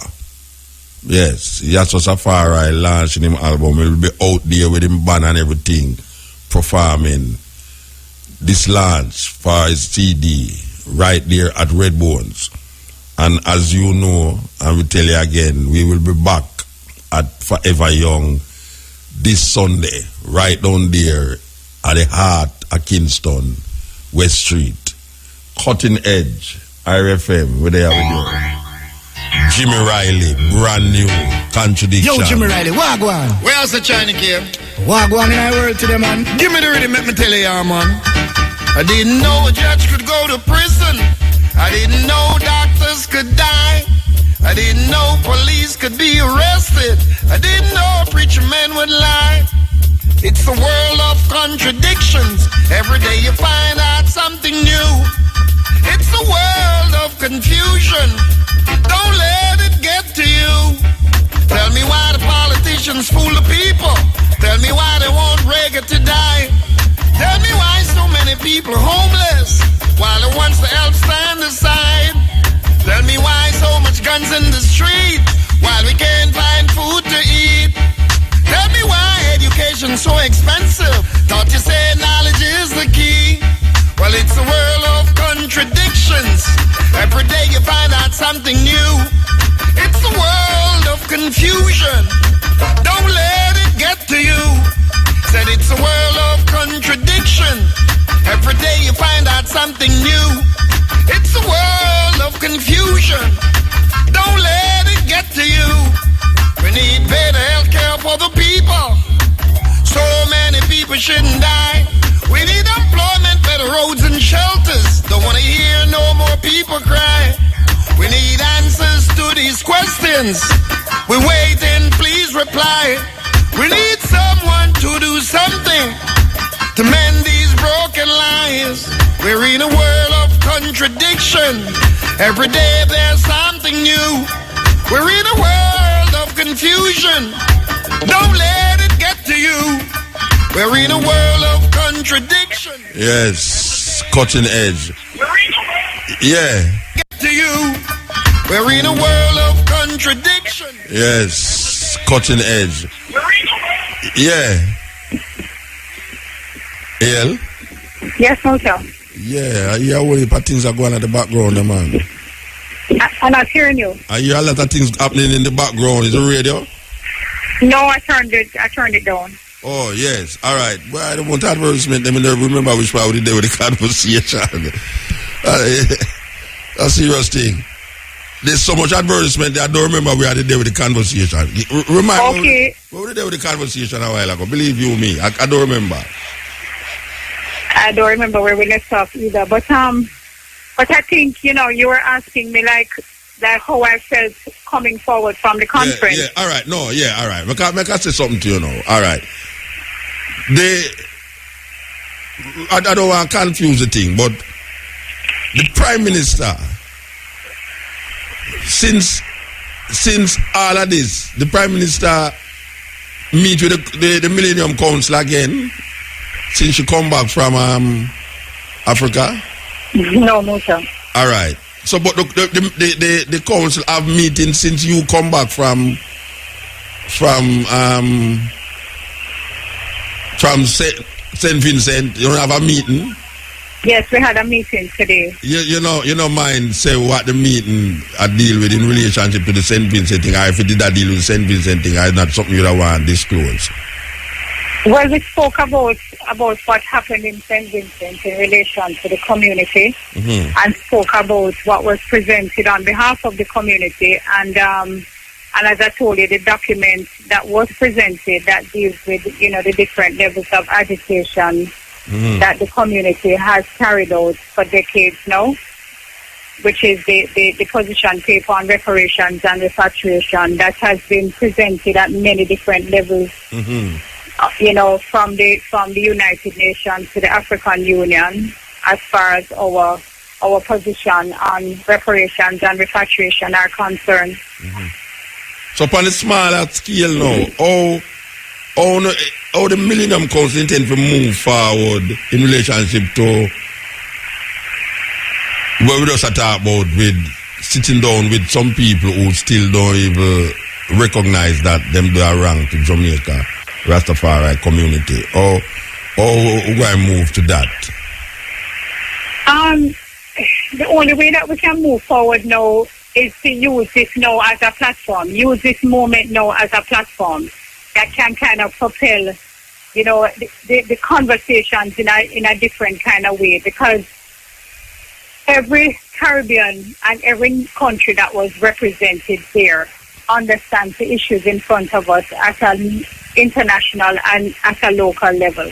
As I told you, the issues as far as communities that have been persecuted by governments within the region of the Caribbean are concerned, that has been brought out into the open as a very public conversation.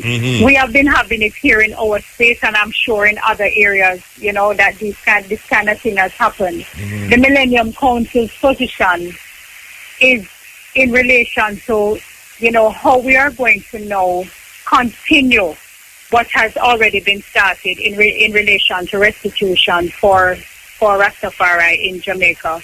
The Corrigan's committee has been a part of that process, and we have always worked very closely together, not only in relation to Corrigan's, but in relation to Bakawal. We have the situation of Pinnacle in front of us right now, as far as dealing with the government is concerned. And the Millennium Council will continue to do that level of agitation and representation on behalf of the community. All right. Now that we have come back from St. Lucia, as we said before, we are now going to be more engaging more at a government level, because it still has to be a government-to-government representation.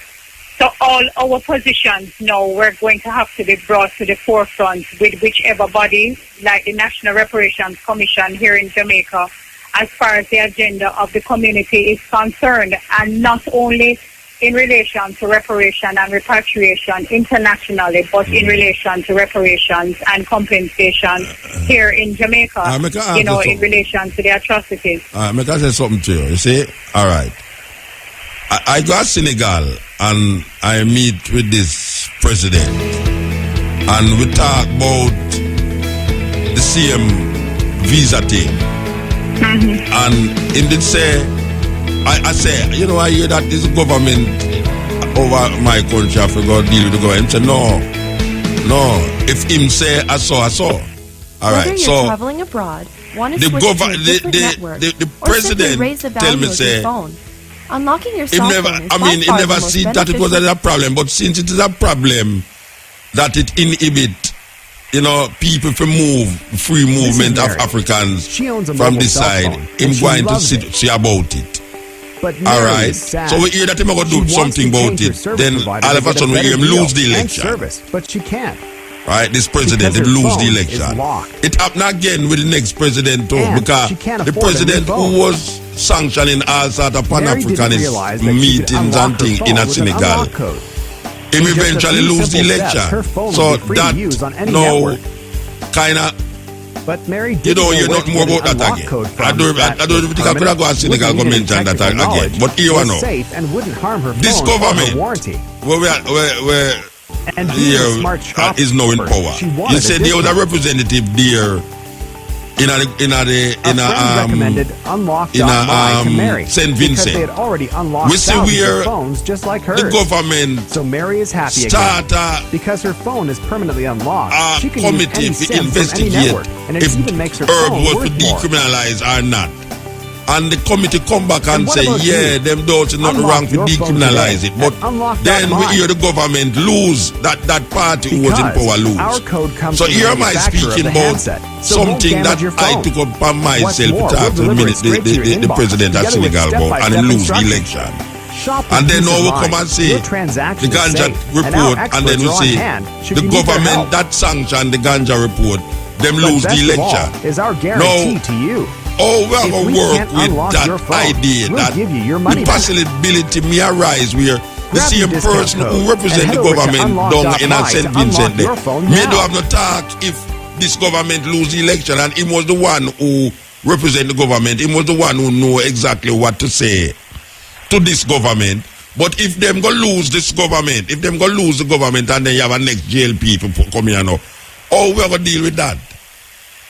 Well, You understand what I said, though? You understand I what I said? totally understand what you're saying, because as I tell you, on the second day in the closed session, right beside the minister, this is the point that I raised, in terms of how commissions are selected and the vulnerability and the insecurity of these commissions, because the heads of government themselves are insecure in terms of their positions, based on the Westminster model of politics. Yes. Because if every 4 years, Gonzalez could be going into an election next year for argument's And he sake. might lose, suppose him lose. And he loses. Now, this is why the conversation of reparations and anything of this nature has to be brought on a more national level. Because if the opposition, who is in parliament with you at that time, is not engaged at a parliamentary debate level to say, listen, this is something that we are representing on behalf of the people of the country and the people of the region and the people of the diaspora, then it becomes a vulnerable kind of thing. And this is what I was saying to other ones in the council, even when we were there, that after we have carried this journey like this, it's kind of hard to totally hinge everything on things that are so unstable. Yes. You know what I mean? Because the commission that was formed before, it took some time because for it to be reconvened, and a major part of that is how serious the government takes it. Yes. Because if you're going to set up a commission but not make sure that a budget for this commission is legislated, then it's going to fall apart eventually. Yeah, because if the next government come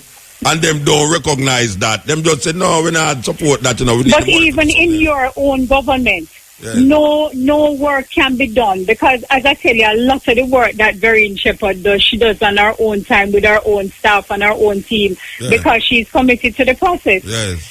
So when you're going to have governments who are so, vulnerable just to an election. Yes.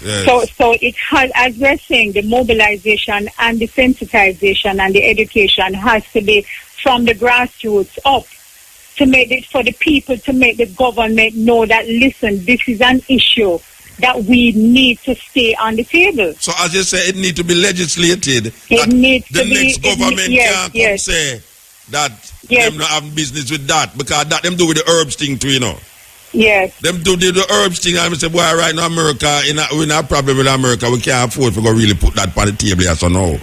Yeah, we understand about the Coral Garden thing, but right now, we have another issue to go work with. And it's the same thing I had said now, within the level now that this man who did go there as representative of the government, you have any communication with him since you come back? Who is that? The man who represented over Jamaican government. No, we haven't. Tomorrow we have a reparations commission meeting. I don't know if he's going to be there, because there are supposed to be reports from ones who went to St. Vincent, so I don't know if he's going to do a report on behalf of the government. Yeah, because my problem is that, I understand the idea about government to government, and we keep hearing this argument about government to government, but based upon where you just say democratic process, 4 years thing, the government don't have 4 years life, and right now we don't know what can happen in this 4 years, that you make all these big plans that is not legislated. And when the next government if it is not institutionalized and formalized, them just and managed and dictated by the people, it is not going to have a very long life at all. So I am suggesting that one of the things them that should come up in such meetings is the possibility of people who make decisions as politicians, maybe them lifespan is just 4 years, and we need to understand that. Because remember Mike Henry, you know. Mike Henry never come down there as a GLP minister, you know. No. He come down there as a man who just say that reparation and the ganja thing for work out, but him never have no power to legislate. And when him in at the parliament, him never did actually take up the thing on a serious level. Most of the time when him take it up, you know, it was when him wasn't in parliament, you know. I remember that clearly, you know, that is when him never in a parliament. Him was adamant with it. When him in a parliament now, it never was that. It was like a back burner thing. So may I say, we need to secure all the struggle that go through now with this conference. That we don't buck up on a thing where Pierre Gonzalez lose election down there, so, and the Prime Minister that the government in Barbados lose election down there, so, and this PNP government lose election down there, so, and then you have to go start over the whole process again. You see, when I raised the issue, it was noted, and it was noted to be taken to the heads of government, the heads of commission, and the heads of government. But what I don't think the person that I was relating the thing to understood that I wasn't speaking only of reparations. Is that it happened to in a Senegal? Yes. It's not reparation, but the ideas that was put forward by different people. When you see this government come now, them is not as pan-Africanist as the government before. Yeah. You see, so all of the things them that was said in that government get lost now in this government. Well, as I tell you now, Muta, I mean, this is a struggle that we have been carrying as a community. You know, give thanks for the work of all the elders who have carried this voice of reparations that has now been joined with a voice for repatriation. But right now, the momentum has to be taken into action. That just like what you're saying now, that we cannot lapse and wait until a Coral Garden commemoration again to speak to atrocities.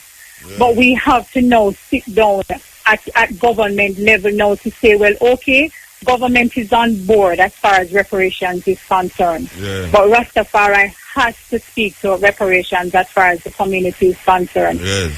You know, because this is a part of the healing process that they're asking for, a part of the reconciling of the different communities to reconcile, to come now to sit down together, because it's going to need very serious united action. Apart from united action, and it's a good thing that is going on in CARICOM, you know, because we saw where Aristide tried doing this reparations thing on his own, and they really squeezed him for that. Because Haiti was paying reparation to France for itself. Yes, to France. See, can you imagine that is like the British giving the planters here 20 million pound.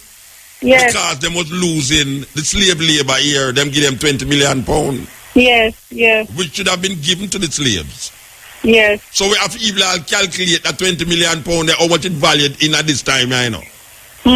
You know, so if you see how the value of that money would relate to what the compensation would be, just like in America, they were promising 40 acres and a mule. So maybe now is a year we have to go get over there.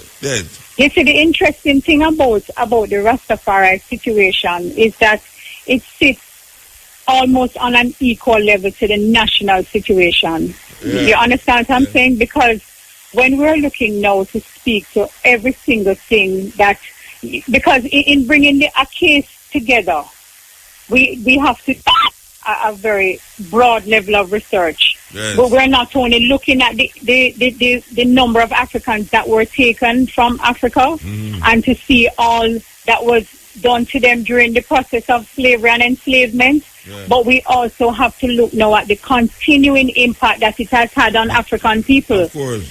You know, both on the continent and in the diaspora.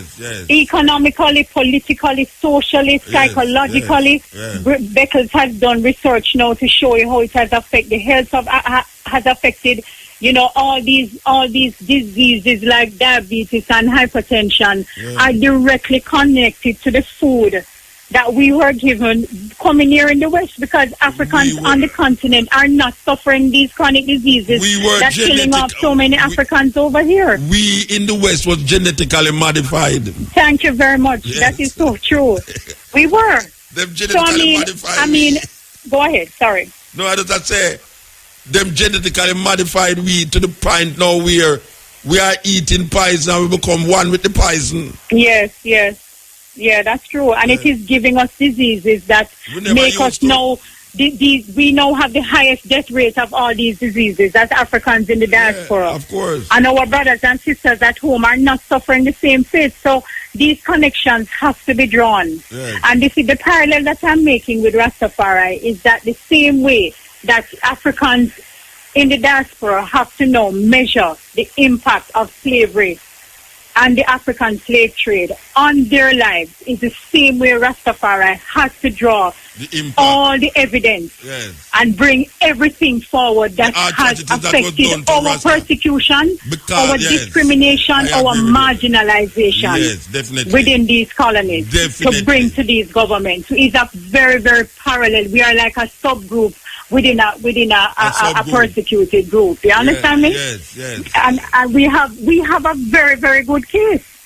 You know, because we are a people within a country that were dealt with given the same treatment for the larger group that we are seeking reparations for. We are like the Africans inside of the Africans. Thank you. Thank you. That is who we are, really. So this is a part of our continuing journey. You know, the second day of the conference was also very interesting. As I tell you, it was closed door, because the first part of it was dealt with by the legal team that was brought there by Gonzalez, the law firm, and they were the group that had actually... Which law firm? Lee Day. They're a group of Europeans. They're the ones who had defended the case on behalf of the Mormons who got that settlement recently. And hearing of their success, Gonzalez kind of pulled them on board. Some people don't agree. Some people didn't agree with him doing that, but I mean, they were able to come to the table and give us an insight into what we need to develop as a case to move forward, and to make us understand that, you know, the approaches cannot be legal alone, but, you know, we really, the responsibility of the commissions now and the communities now are really and truly going to have to go into our archives, do our research, and pull the cases forward, and more importantly, as I tell you, to build cases now that shows how these communities. Lord Gifford was there? No, he never came. There was not that. There was Lord Gifford is on the Reparations Commission, but he wasn't there. Miguel Lorne, who came from Jamaica, he and Mike Henry went into the group with the team that helped to develop the terms of reference for the regional commission. So that's a part of the work that they played. But it was very interesting what the lawyers had to say, because they showed in every way how the Europeans who we would be going to seeking reparations have put up all kinds of obstacles. I mean, really and truly. So they were showing us all the options that were available, some that were possible, and some that were not so possible because of the way they have put structures in place. You know, so the International Court of Justice is one of the options, because they say that this court now, some courts and some procedures don't capture the level of momentum and attention in the public eye. But any litigation that goes through, like the International Court of Justice, receives a great deal of international attention, and he thinks that that a case of this nature would really, really attract a lot of momentum and a lot of attention. But you know, when you look at different things done by, like, even the United Kingdom, where, you know, they put things in place that cases that happened before, like 1974, 1954, you know, pre-World War, they should not be brought up in an international court, and they have statutes and rules that kind of block them being answerable to certain things, But of course, there are things that that's through international law. You can go around and it. Certain, yes. Well, I look forward to see what is going to happen and will happen. We give thanks to the moment. Give thanks for your energy that you're putting out there as a sister out there a long time, as an elder or an ancient. You're so rude. No, it's a privilege to be an ancient in this time. What you mean? Well, Muta, let me tell you, there is a lot of thanks to be given for a lot of ones. As I tell you, I give thanks for my elders who, through the roughest of times, continued their agitation. Yes. Them never bow, them never give in through intimidation or nothing at all, and they stood very, very firm. As I told you before, I give thanks for the work of King Emmanuel and the EABIC, for taking this kind of agitation to the highest level. We give thanks for all our musicians that have done this kind of groundwork, representing all the bunny whalers, all the burning spear culture, and the young artists now who are continuing that journey, for on a mission of awareness as far as our African journey is concerned. Give thanks for the I who has, through the media, continue to uplift and educate ones and keep Africa within the consciousness. Give thanks for running African with Sister Andrea, because for you to have started a program decades ago called Running African, and to maintain that kind of consciousness and to continue to engage the minds of Africans, to make sure that your African centeredness is not lost. I think that these are honorable things, and I give thanks for the Millennium Council as well, and for the work that ones are doing in there. And, we continue to ask for support as far as that is concerned, and for all African interest groups and African lobbyists and the man in the street who needs to understand, as I said before, that reparations and repatriation is something that all of us should be talking about. All right, because something that is unconnected, but it's connected. Yeah. How far is the idea of intellectual property, where we know that lawyer, what do you name? Marcus. How far that is on the board now, this intellectual property, Rastafari, and register? Intellectual property protection and our cultural safeguarding and preservation are very, very current issues and issues that are always on the table of the Rastafari Millennium Council. But I think right now one of our main drawbacks is the resources to deal with these things and legal representation that will ensure that we're not just talking about it, but we can carry to a stage where we really and truly can get legal redress and the proper legal representation as far as our intellectual property is concerned. Where's the people have patent where we should have patent long time? Yes, long time. No, we can't get to do it, We can't get to do it again, People use terminologies. I think Rastafari have just been such a very humble and giving kind of people. We have shared our culture and shared our liberties very freely and very openly and with a lot of love. And now we are just kind of learning, because we just came out of a workshop a week ago that, is all about UNESCO now coming to educate, on inventorying your intellectual cultural heritage, how you're going to safeguard it and how you're going to protect it. A lot of it has kind of gone already, but a lot of it is also being done through our own documentation and preservation of our own archive. The exhibit, we have the exhibit as an example for that, that we are doing that kind of work. But the Millennium Council continues with this mandate and with this mission as far as intellectual property is concerned. But as I tell you, these are some of our limitations right now. But they are not setbacks. The exhibition's going on till when? It is supposed to be at the Institute of Jamaica for a year and a half. Okay, so long. Yeah, me like the exhibition, but one of the things them where me feel should have been more inside it is more things than writing. Can we find say an exhibition usually I show you things. We have find this exhibition that it have more writing than things. I don't know how you see it still, but you know, usually when you go to a museum, you view things and the writing under the thing. This is like you see a whole heap of writing, you know, and the writing. You know, I mean, we don't see no ganja in there. We don't see no, you know, like you should have ganja in there. There must be. But it's not. I mean, yes, and this is something that has been raised, and I don't know. I haven't been down there recently. It was even raised at the level of the minister herself. But I mean, apart from ganja being a major part of the liberty of Rastafari and should be a part of our exhibition, there it is. We did put out a call for objects and a call for artifacts related to the yes.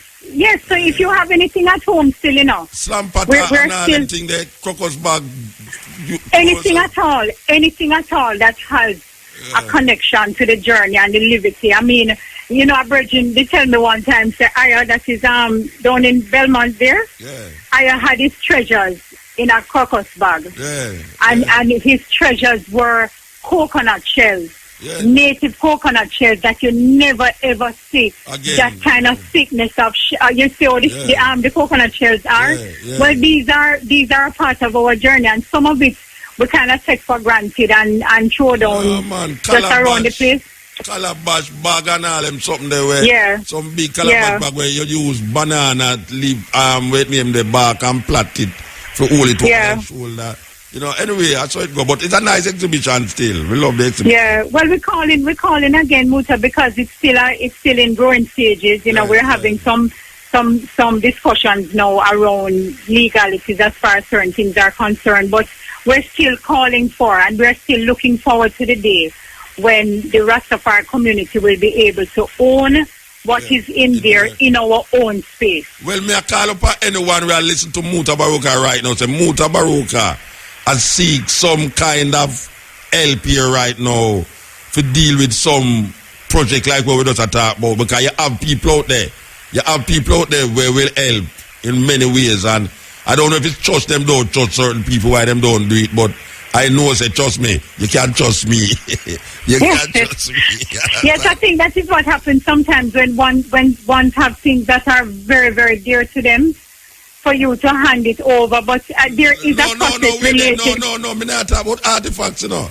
What you talking about? Me talk about big money for build up a museum. Yes, well, okay, yeah, we're looking forward to that. Me talk about for artifact, to take that out of the museum down there so I can go and place a permanent and place. have it stored in our own so space. me call upon somebody who they are foreigner now, who claim Rastafari and have some nice, good old lamb's bread money and store up somewhere in California. So just come talk to me.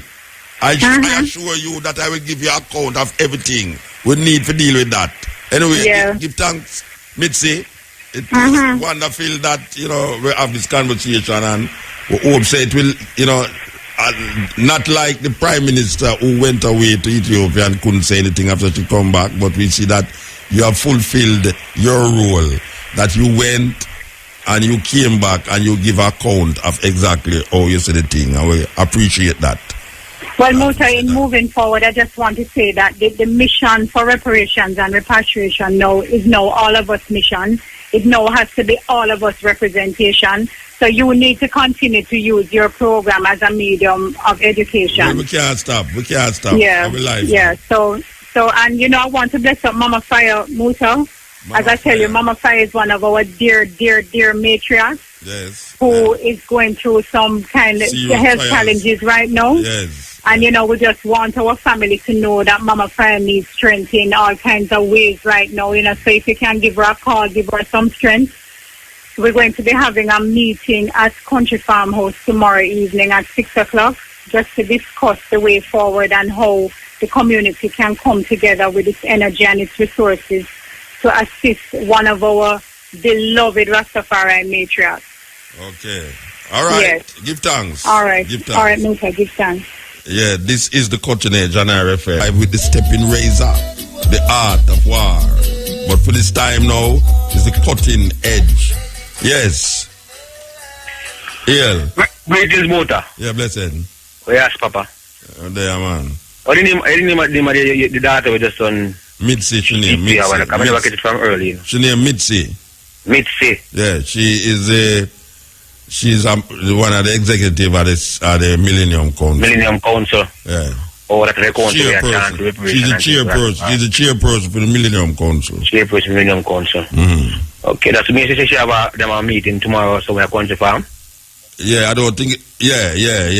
But I don't think it related. I don't think it related to the reparation. I think it related. Yeah, I know. It's for the sister. Yeah. It you open to the public though? Yeah, I guess so. Yeah, man. Yeah. Okay. Yeah. One of the things when I call about still. Now watch. Ian Boy and last night I met some guys on the TV. I said them names. Malakaya, bridging them. Yeah. And them are denounce Haile Selassie and Rastafari to the world fullness. So we don't know where we are going about that. When me I got about it? No, we say we. Oh, you mean them people now denounce Rastafari? I know a long time, but them bridging speak like some bridging them say them was Rastafarian. I got like them never understand what is Rastafarian and them have denounced it right now to the level and them so where you want we do about it? Because people free for do it, them free for change. You have people change from Christian to Rasta, you have people change from Rasta to whatsoever them want to change. You have a whole heap of man who was Rasta, and when we see them now, them shine it, ball up and things. I mean, I can't remember about that. What you would have liked about it? Tell me what you want about it. Tell me. No, you want to know, me have a thing where me feel a misconception is there. So we need to clear up. Like which misconception? I can't do Haile Selassie because most people think that Haile Selassie was a lax man. So if you say them man, they would have talked with Haile Selassie was a lax man? Because them lax. And them Peter that's why them go them lax. Them no lax, me no feature Haile Selassie. I don't think the most Rasta lax because feature Haile Selassie did lax. But I think that's a misconception to the whole world today. No, but I don't think there's a misconception to the whole world because you have said that I don't feature them man that upon the TV feature the reason why them lax that's why it's a lot of the lax. Because you take picture I'm 46 now. I'm just start lax because what? Because of the misconception where I was always surrounded Haile Selassie. What is the misconception you did have about Haile Selassie lax? Because I know the lax come from Jesus who was a Nazarite. Oh, you know say him did lax? Eh? Oh, you know say him did lax. You ever see a picture of him? Oh, Jesus?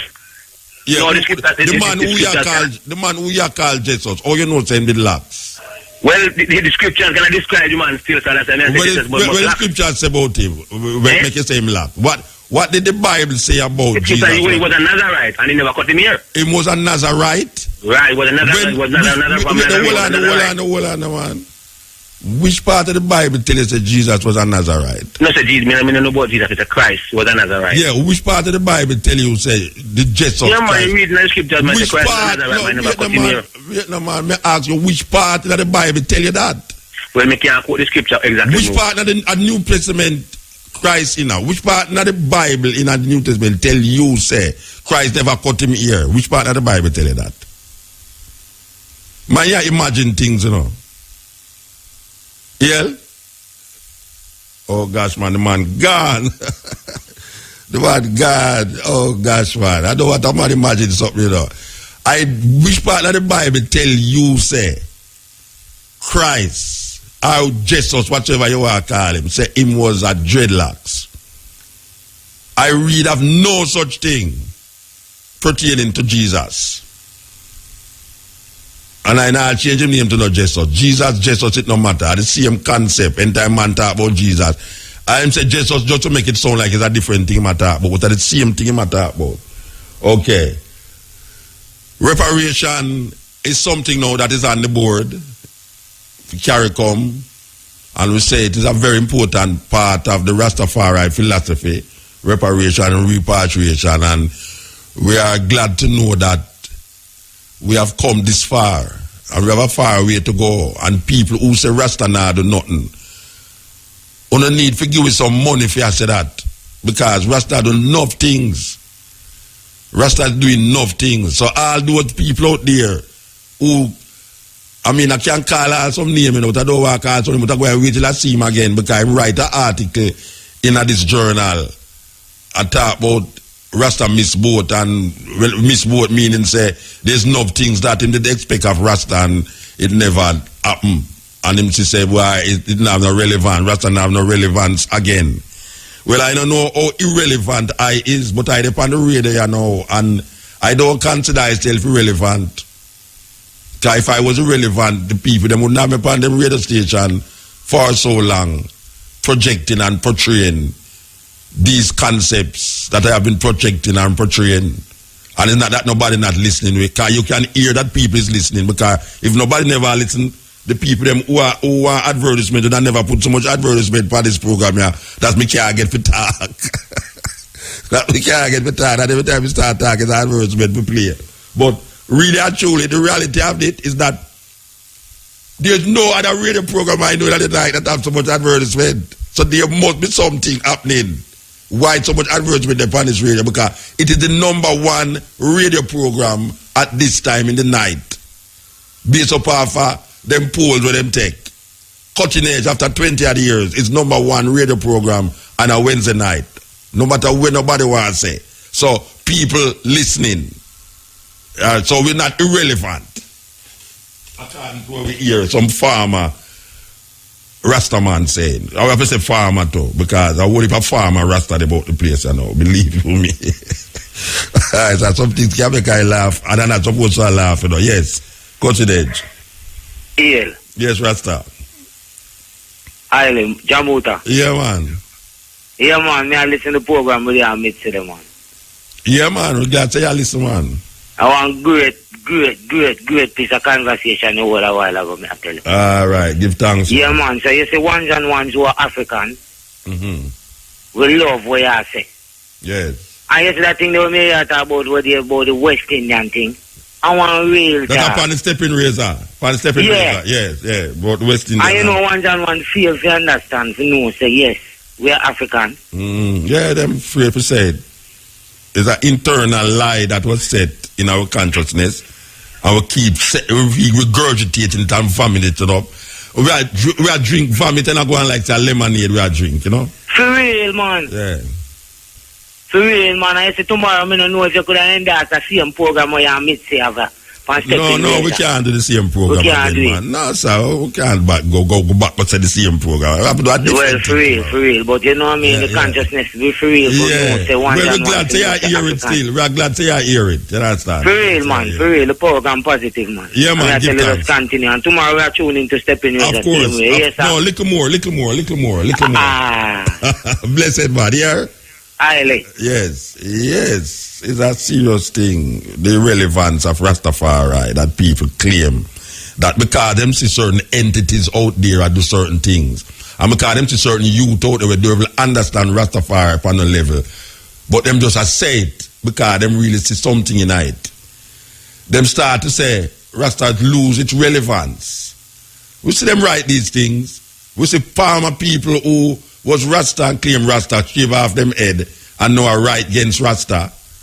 And as you hear the man say, you see some youth on the television attack, still have on them locks, but still I say, yeah, Rastafari. Which a whole heap of things with them I say it's true. Because you have some people, because I don't want to say Jesus, him put Haile Selassie in the place of Jesus. Just like how you hear the brother said Jesus a while ago. Him still have this Jesus concept in him, you know. Him don't want to say Jesus. But I don't know him just substitute Haile Selassie for Jesus or Jesus, whatsoever I want to call it. Him substitute it. So part of the reasoning is not like a far-fetched thing the man them must say. Because you have a whole heap of Rasta we can't go further than the Bible. If him concept and ideology stop writing in the Bible, you know, see, yet still Haile Selassie and the idea of Rastafari, they go beyond the Bible in our liberty. And it's not the liberty, it's not the Bible that show I and I the liberty. The Bible I try to explain something to I and I based upon our understanding previously to saying Rastafari. It's just that now we come now, shove the Bible in front of we and claim say this is how we interpret it. And we interpret it based upon our thinking say Haile Selassie is this and Haile Selassie is that. You understand? But I still maintain, you know, that Haile Selassie talk about Ori, which go beyond Solomon. And I say Rasta stuck in a Solomon and Sheba story. For centuries, the Ethiopian them use it to validate them existence in a history. When I know say Ethiopian history gone beyond all those Solomon and Sheba and Menelik and Makeda and all these things, I will not get stuck into that to validate Haile Selassie when I know say Haile Selassie, the idea that put I in this situation here by Rastafari. When I listen to Rastafari, when I not only listen to Rastafari, but when I go amongst Rasta and see the liberty, it couldn't go whole in a Solomon, and it couldn't go whole in a Sheba, and it couldn't go whole in a Matthew, Mark, Luke, and John. No, I hire something. My observation amongst these Rastas in Hanover and in a Westmoreland and all of them bush there, we see jungle, where you go a Bingi, Crocus Bag and Slampata and Calabash and coconut shell and all these things, are some serious liberty that couldn't get through in the Solomon and Sheba doctrine. Solomon and Sheba doctrine have to explain out certain things, and you go and explain it. And when I hear the man say, hi, listen, I never did come with Solomon. You understand? When I go to school, I hear about Solomon and Sheba, you know. I hear Rasta say, greet in the name of our Lord and Savior Jesus Christ. And I ask, but wait, how that reaches so? You know, see it. I will come now to come see the thing from another level. Because we are see the sunball, and we are see nature, and we are say, yeah, life exists in time and space. I and I. There's nothing higher than I just saw it go. Eat here and water, earthquake, lightning and thunder. I saw the thing going on. We stayed the thing a long time. So you have some youth who don't I've had the fullness of Rastafari, but him just love the idea of Rastafari and him just say it.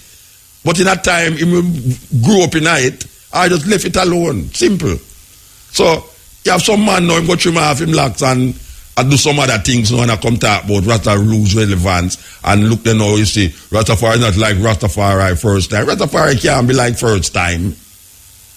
You have some little youth that got up now where he must sit for another level, but there's certain things that planted and plant the seed where you can't go now dig up the seed, because if you dig up the seed now the tree now go grow. You understand? And you have to look on certain liberty, certain observation. You have to observe certain things and realize it. But that's something that make Rastafari be unique, you know. In a Jamaica, there's certain things that Rastafari say and do that make Rastafari unique in a Jamaica. You know, see it. And if we kind of sieve out the thing now, and we are all on the same thing where colonized, we are in slavery for years and years in and years out. We are going to just assimilate in the whole process, and just, you can't tell the difference between Rasta and Babylon. Which I feel says that level, the one them where the brethren just bring to me a talk out on the television, when I say, well, Rastafari get stuck. And truly, a whole heap of Rasta get stuck. Him get stuck in that Solomon and Sheba doctrine and return Messiah and all these things. God the Father, God the Son, and God the Holy Ghost. Him get stuck in it. Him can't go beyond that. Because he's not only scared, but he might try to revitalize Christianity based upon a Rasta mindset. And it can't do. It can't do. And I get to come understand and say, I usually say I got to change the name Jesus to Jesus, you know, because if I change the name Jesus to Jesus and still I deal with the concept, because the concept is the problem, you know, it's not the name. It's not Jesus is the problem, you know, and it's not Jesus is the problem, you know. It's the concept behind the name that is the problem.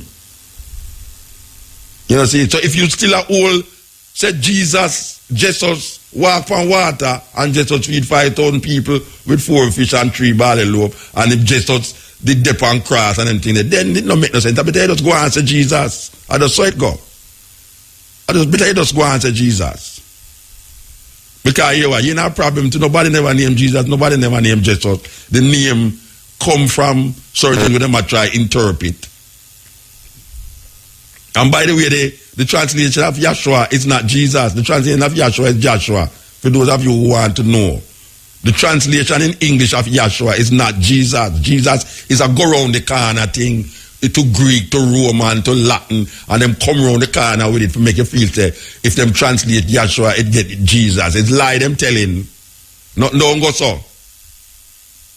The translation of Joshua is Joshua. There is no Jesus. Translating straight down because it's Greek. It's Greek mythology. Them I work with. Greek mythology. There's no transcript. There's no original script of Matthew, Mark, Luke, and John. All of these things is copy of the copy where them copy and I send to we come give we and I talk like say them know what them I say. You know no Matthew, Mark, Luke, and John exist nowhere. So already they are reading and going like it's the word of God and the word of God. All we know is the word of God. All we know that. I don't even know how we write it. Maybe all my great-great-great-grandfather write that just we just mix up some people's head. But they make we feel so. They make we feel that way there. And Rasta come. The height of levity of Rasta come. And lick down all of that. And some guy with them intellectual capabilities and capacities, educationally, just come and just say, put it back on the board, you know. Because original Rasta, he must say, Rasta will redeemer, you know. I just let say, will redeemer. And a man who did read the Bible just say, all right, I could just associate all of them titles with the man who in the Bible. So I'm so bam, King of Kings. Yeah, I just say Lion of Judah, I just say. And them start to go around the thing now, and everybody start to interpret what them want to interpret and talk about Nazarene vow and Nazarene this and that. And now you hear the Virgin I tell you. The Virgin I tell you say, Jesus was a dreadlocks man. Oh, him know that. Oh, him know say. The man where I talk about was a dreadlocks Nazarene. Oh, him know that. Can me hear man sing that too? Me hear man sing that, you know, but oh, him know that. Because I want to make the thing be how him want it to be in his imagination. It do have no semblance of historical fact. It is not a historical fact. It's just so it go. One of you just realize that is the truth. And the whole truth and nothing but the truth. Most of the things he might try to create it in his own imagination. It do have no semblance in history. It's like a man say him see a ghost. Him say, you know, see the ghost? And I say, no. And he say, see it there? And when you look, no ghost, no dead there. And he might say, but sure, you can't see it. I feel imagination, I see it. And him create that in his consciousness. And it becomes so real to him. That if you not see it, him say, boy, something wrong with you. Some man get deluded by Bible doctrine. Him get deluded. Him can't reach no outside height. Him not have no observation. Him not have no far eye. The bush dread come up and say, hiya Congo. Hiya Congo high. Him can't heighten them concept there. Because them concept that take him in the realms of high. And who is I? High? I last year. When you say I say I last year. I just saw it go. I am a spirit. I am not God the Father, God the Son, and God no Holy Ghost. No, I born that long time. I take coconut shell and grate that out. Man never how long no man never say coconut. Use coconut shell to do a whole heap of things. Use coconut shell for a greater coconut. Yes, that's how it go. That's how it go. But then again, man, if you just read out the thing now, because you can't read out everything now and feel say you live out the thing, so you read out the thing. I will but people stay that way, they know him read the thing and feel say I live the thing. And him can't get all sort of documents in the thing. Masters, PhD and all them thing. Them just read the thing and feel say I live out the thing.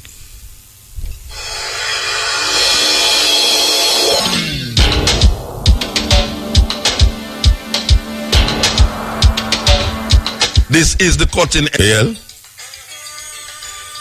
Gone.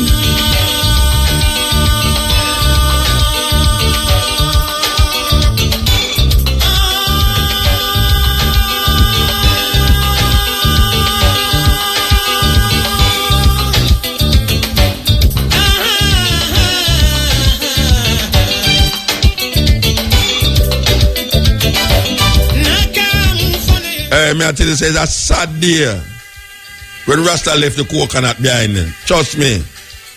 Sad day when we left the coconut, man.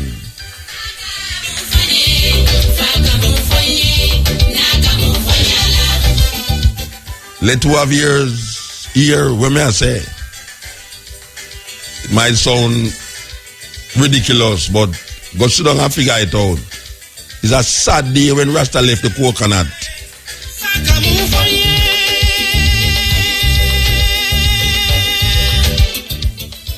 Yeah. Blessed Muta, what do I deal with? Rastafari again and again and again. I see, we can't deal with nothing else. Well, we can't deal with other things, but Rastafari I deal with that right now. We can't deal with really other things, yeah, man. Yeah, man, a real thing, man. Kind of Rasta stuck in the Bible, you know. Rasta bigger than the Bible. Because they say I eat, air and water, and nature, everything starts. Then nature we are working for a long time, man. Then so, yeah, man. Observation, you know. Observation, we did not deal with it now. We are observe how nature running, and I say, yes, that's how the thing for go. Real, so now the more we move from nature, the more we lose the essence of how Rastafari is supposed to deal with.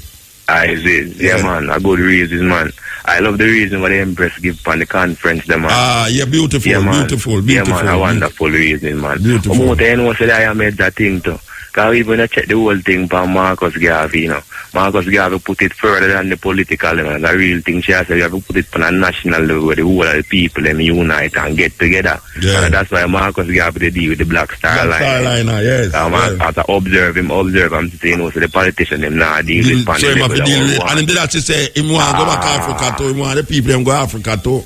I see. So that's why it's set up, man, because we have to unite ourselves, you know, man. If we don't come together and put it on a fullness, you know, it's hard for you work with the politician them, but we love the reason and the thing where I go on and we watch it and see if it will bring the fruit where we want it to bring. Yeah, man. Yes, I. We give thanks, man. Yeah, man, let us go on to the right thing, more life and strength, you know. Blessed. I see.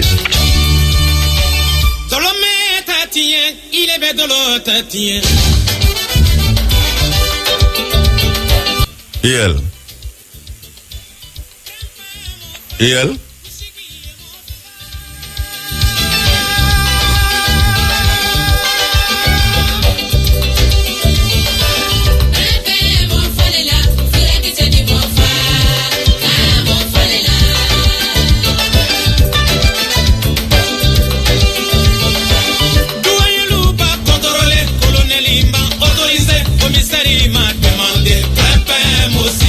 Yeah, EL.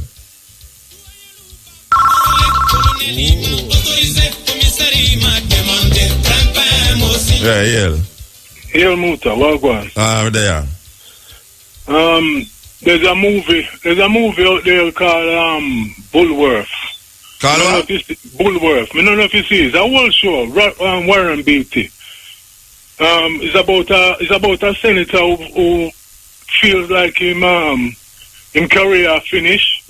So what him do? Him take a bribe from the insurance company them for $10 million. And then him put out a hit on himself. You know, I think I see that movie there. Hey, and him a run up and down, and him a run from and like him think them about kill him and whatever. And the more truth him tell, the more liberated him become. Yeah. And the more freer him feel, and then him discover say him really want life again. Yeah. Now one little man a follow him around in a movie, Mutabaruka. And him a play a Rasta man in the show, you know. And all him a tell Bullworth every time him see him say, you got to be a spirit. You can't be no ghost. Yeah. You understand? Yeah. And me understand that me find say that the most powerful line in the show, you know, you have to animate yourself. Yes. Now, me I deal upon this thing, the economics of the ganja me I deal with. Yes. The economics of this thing is astounding.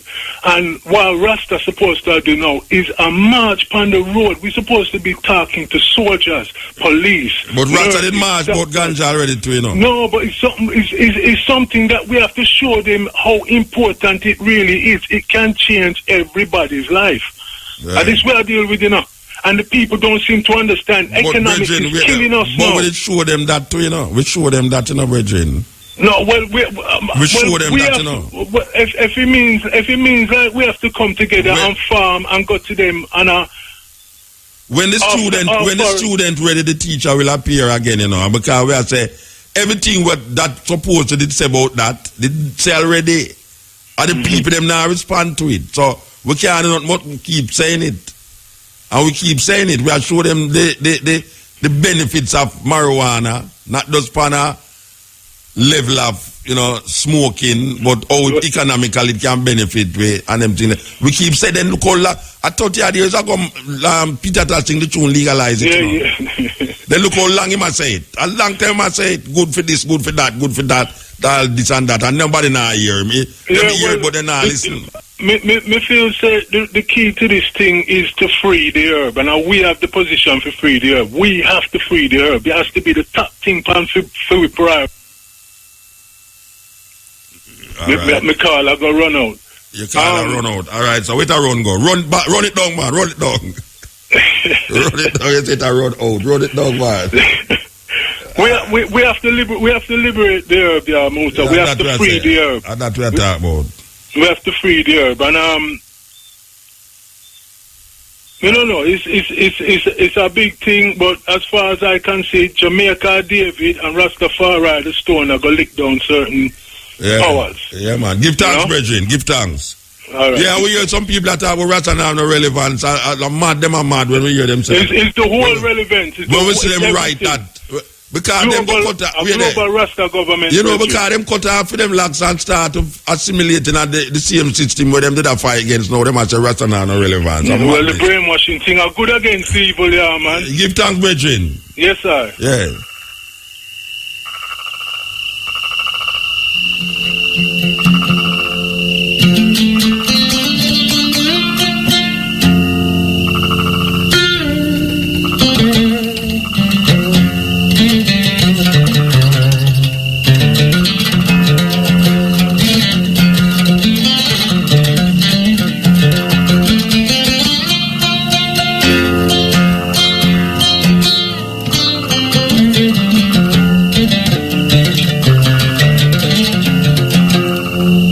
أسأل في مليون أسأل في نهاية النازار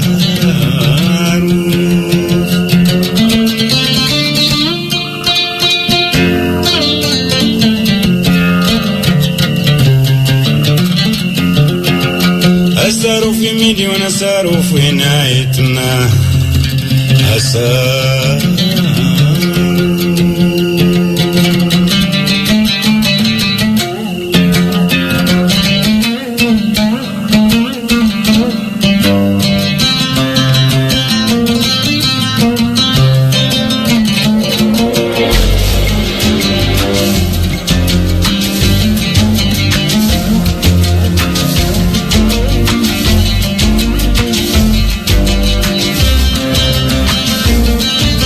Listening to Mutabaruka.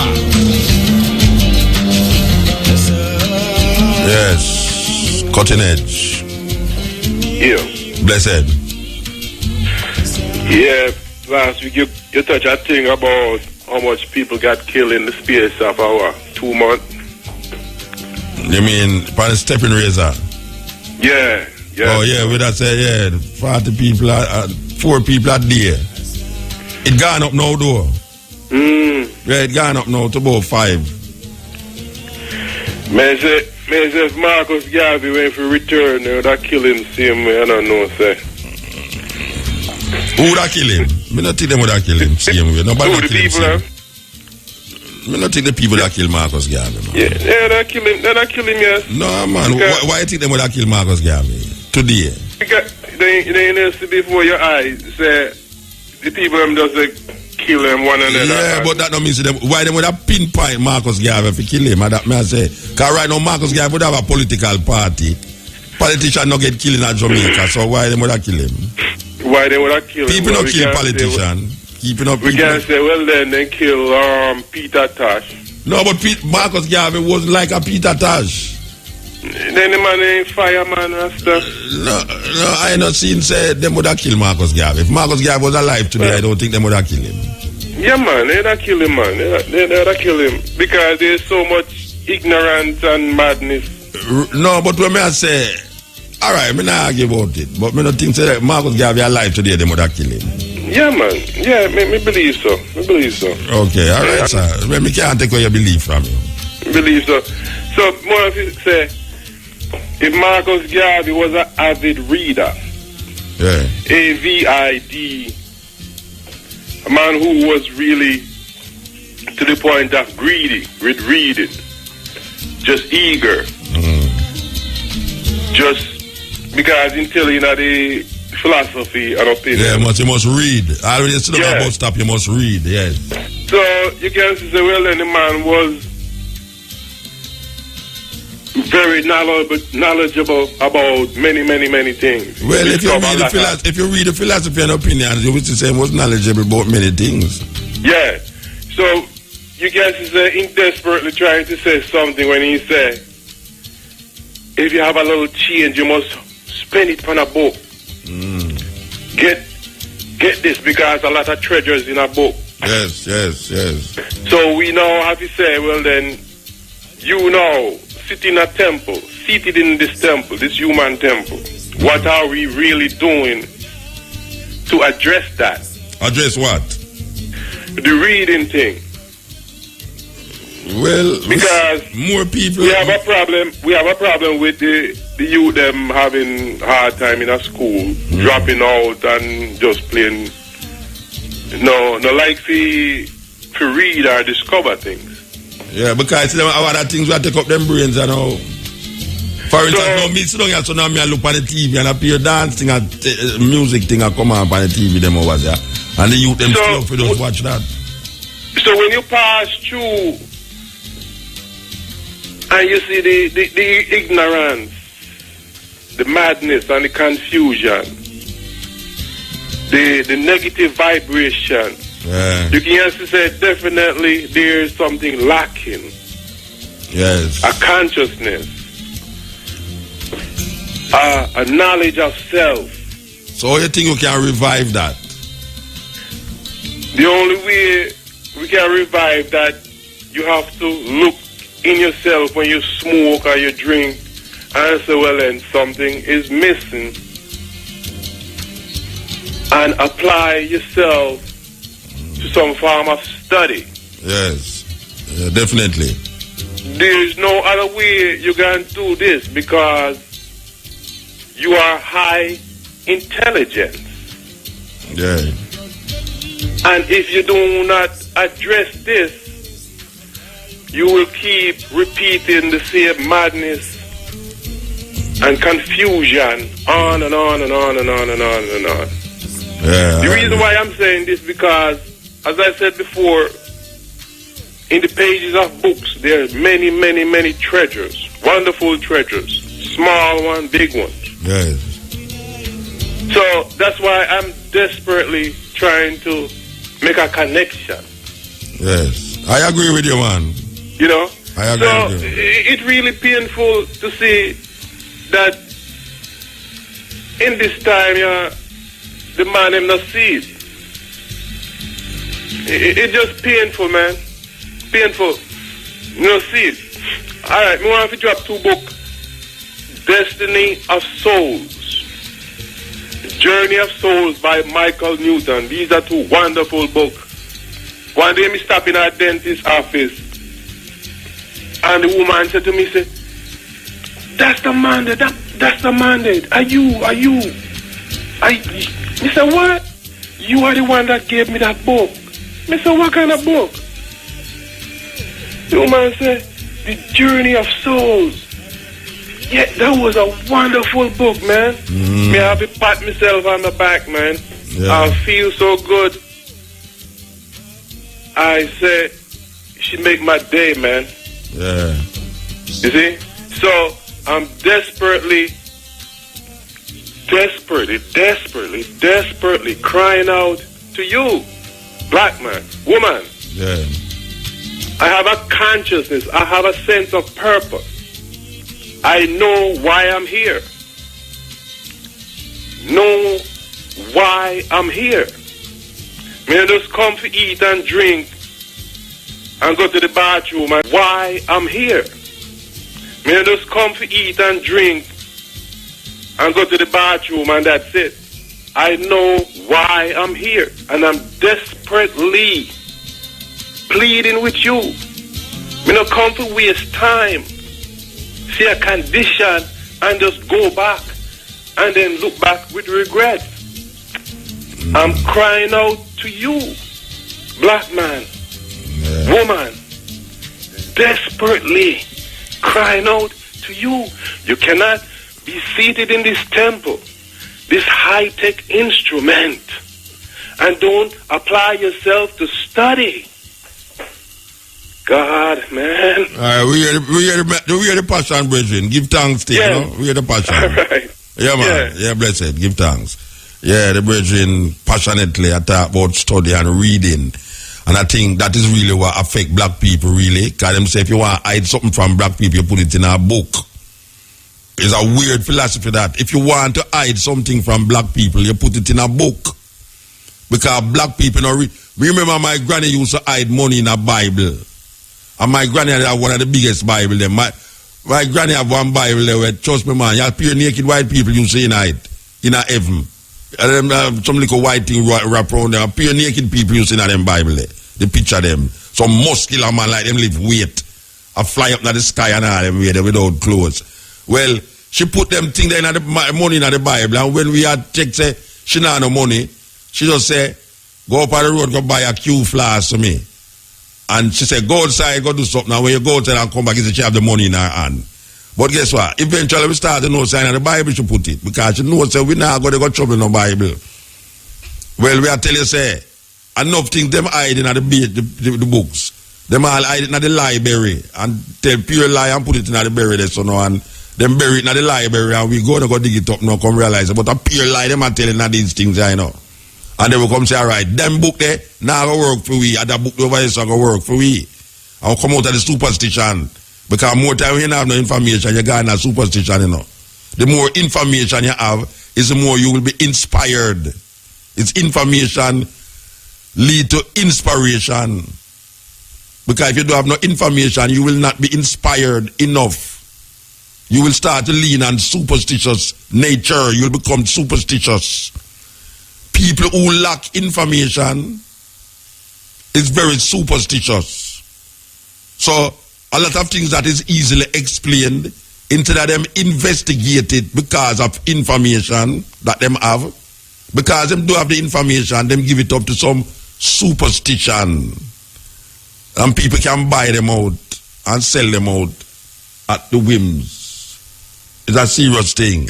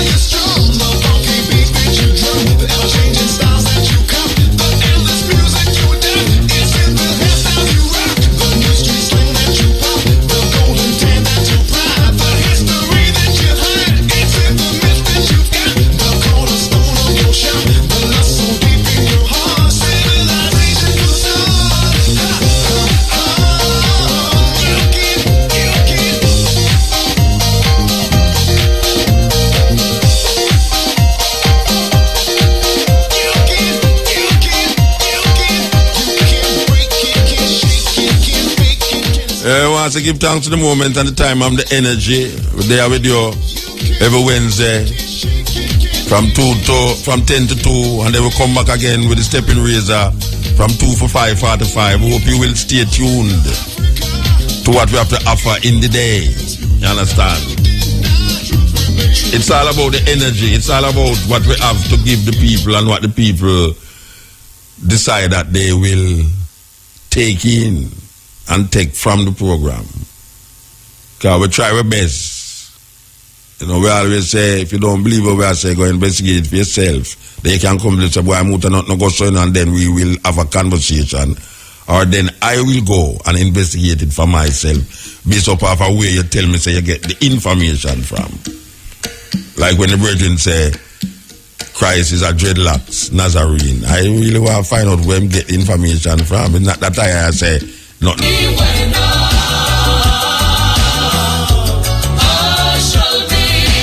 Yes. Blessed Muta. Isaac.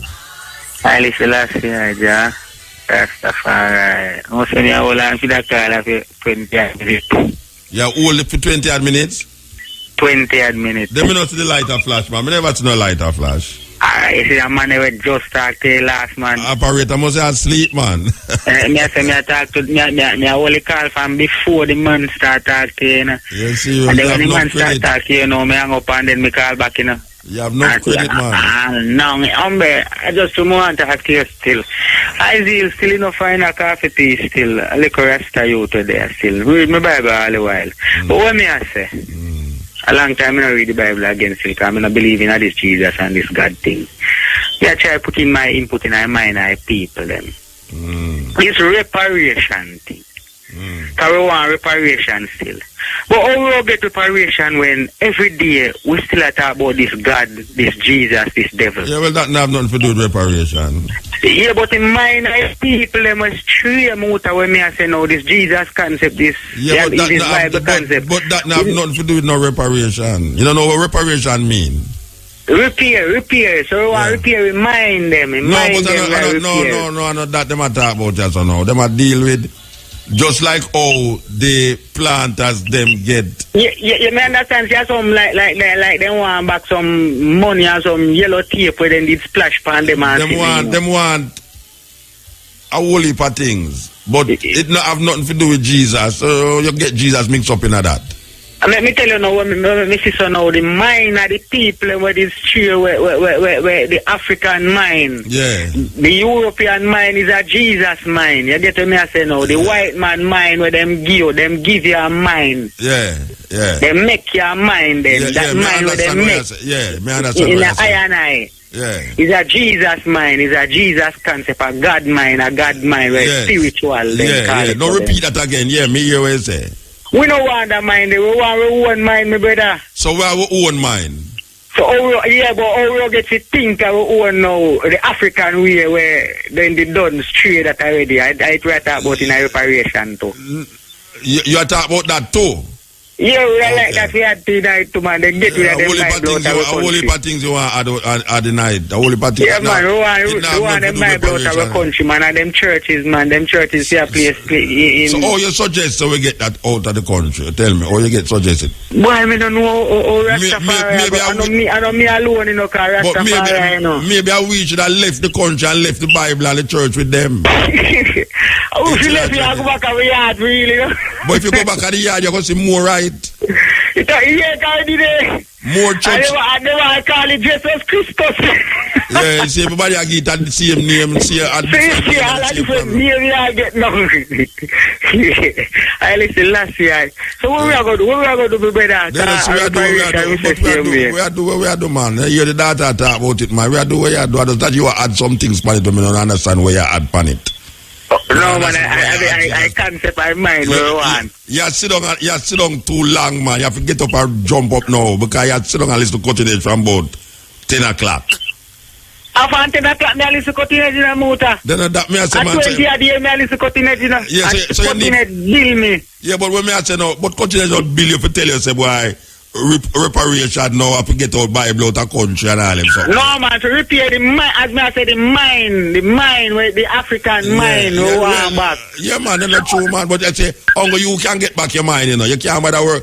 You say, if you free yourself, everybody get free, you know. So you have to free yourself. That's why I'm free myself. Some other like others is free, you know. Yeah, but where you are saying now, I don't know if it's going to free them.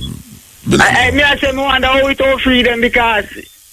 See them mind, you know. Them done like all the man like well now and say, oh, him all attack you and them say, oh God. I don't use them words there, no, man.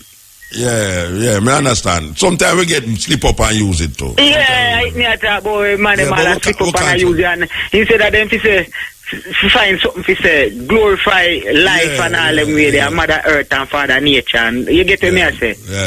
Yeah. Them a glorify one Jesus and them way then as me I say, I want God with them as put in their mind. You're so long you have to talk and you keep repeating the same thing. No, but me I say at that bone them mind. Me no want that in the all female little youth mind. Me have some little youth on the street and me I try regurgitate and when the more they are talking them, me bone if you know say yo John, you just like you cut them head and put in it and no, well maybe I true or you bring it to them. Cause sometimes you can't feed pearl to swine, you know. No, them are and you can't give you have to free like breast milk. To a baby, you have to, if it's that certain age, you have to give breast milk. So maybe I try put yam in the baby mouth. Baby, I choose to, you know. And cocoa and that shit. Maybe I try put that shit there, cocoa in the baby mouth. Maybe I like that too. That's a little too tough. Yeah, we should have cut up all the potato and put that in the mouth. You give them the yam, big piece of yam, put that in the mouth. I'm rough still in the I see the kind of me learn still. Me hear you, man. Me hear you rough this, man. You're not teacher, man. You're not teacher. Nobody try to teach you. Give thanks and praise still for the program and thing. Give thanks and praise because I don't know cutting it straight. Listen to me, I said, all right. Stop talking, listen to me, I said, man. Me say, yeah, listen. You're not a teacher, man. Nobody gonna try to teach people that, man. Because you get them vexed. You get them vexed, that's that. Just go and live and make your light shine. Make your light shine. Make your light shine. You understand? Yeah, man. I want to entertain us still in our place. Then me don't say you're entertainer, man. Go ahead. Why you do striptease and all them things there? Yeah, me no boss out originally yet still. Why you say entertainer you want? Striptease dancer, what you do? No, man, but I don't. You say you're entertainer. What kind of entertainer you be? I sing, man. I make music, man. Oh, yeah, sing, man. Meditate song, man. Oh, boy, you don't get no boss head. No, I'm not bus yet. All right, mine are one of them bus who are driving school pit to them doing it because I'm I know Coaster, man. The bigger and Coaster. All right, sir. Give thanks, yeah? Hail, Haile, Selassie, Jah, Rastafari. Give thanks.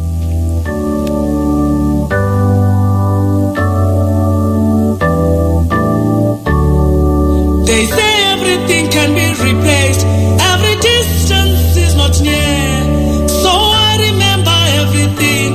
Every man who put me here. They say everything can be replaced. Every distance is not near. So I remember everything. Every man who put me here. Well, that program me call Freedom of Speech, you know. This is a culture program where the real freedom of speech program, you know. Any day now, anywhere now, I shall be released. I see my light come shining from the west unto the east. Any day now.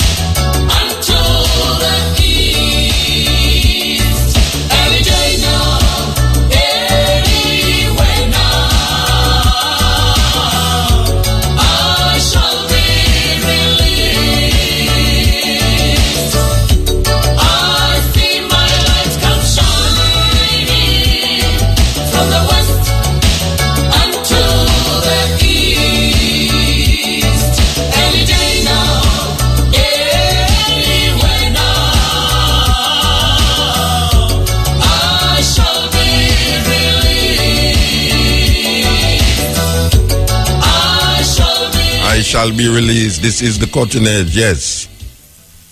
Yeah. Blessed Lord, one Rasta man. There, man. I on the farm, yeah. The farm? Where say? Oh, yeah, on the farm, or the farm, or on the rain on the farm fire. It burn up everything, brethren. Yeah, tell you, Jamuta. Hey, watch out, rain will stop falling. I wonder if I just my area, the rain will fall, you know, because I tell you, I never see rain fall so consistently. And I tell you, say it burn up every. Well, I don't know if a man can understand when you say rain burn up things, but you say all the ackee them on the tree, Rasta, them get black. You see all the pop chow them, all the pepper them just get black. Tomato, everything gone. So I dig up now and I plant up again. Trust me, because the rain kind of look like it a ease up, you know. We don't know about the October thing, but we know say it kind of ease up.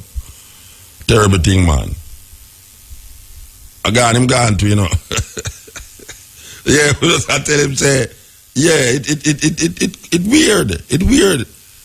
Come here, say rain a fall, and when me go down all October, me not see one drop of rain. I say, then all the rain a go like some big flood flash, some thunder and lightning a flash.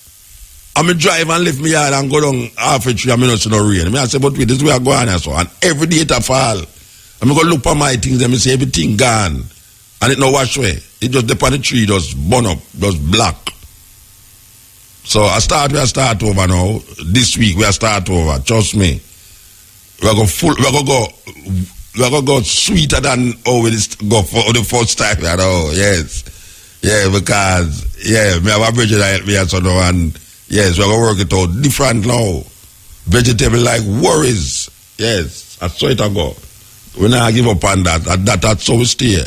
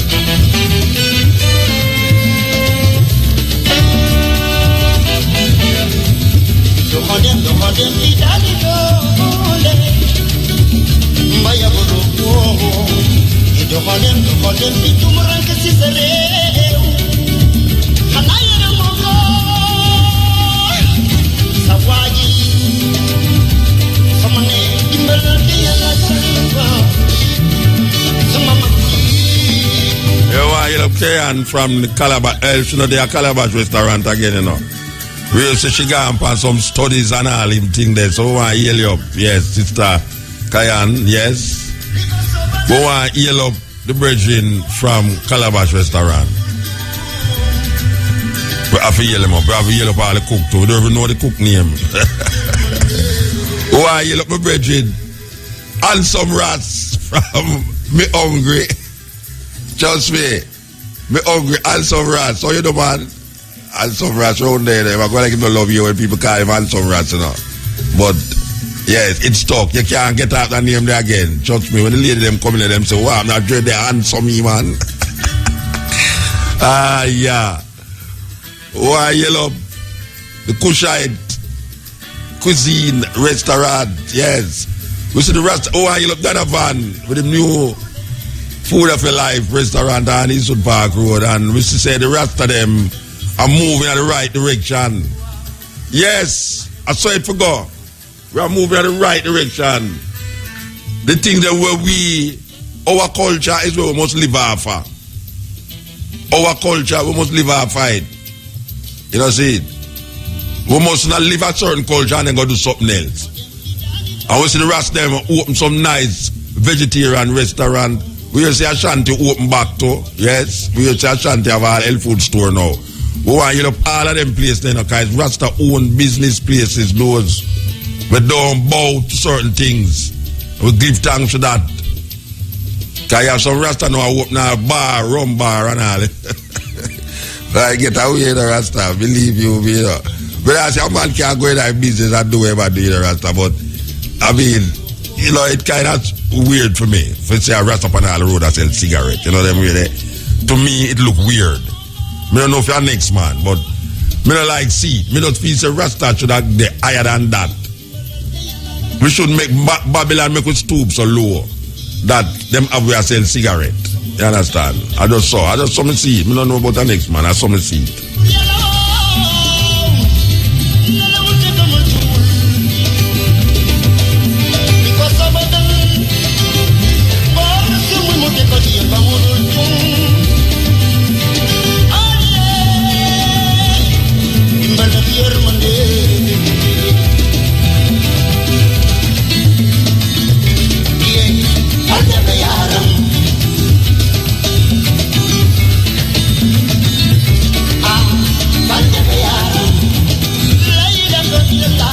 Music out of Senegal, Sheklo.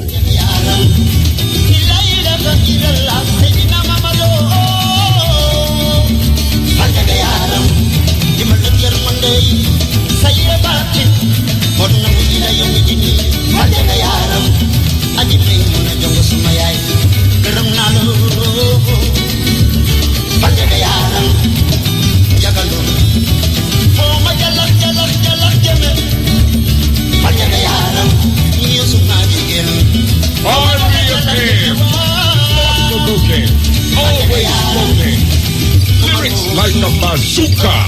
You are listening to Mutabaruka.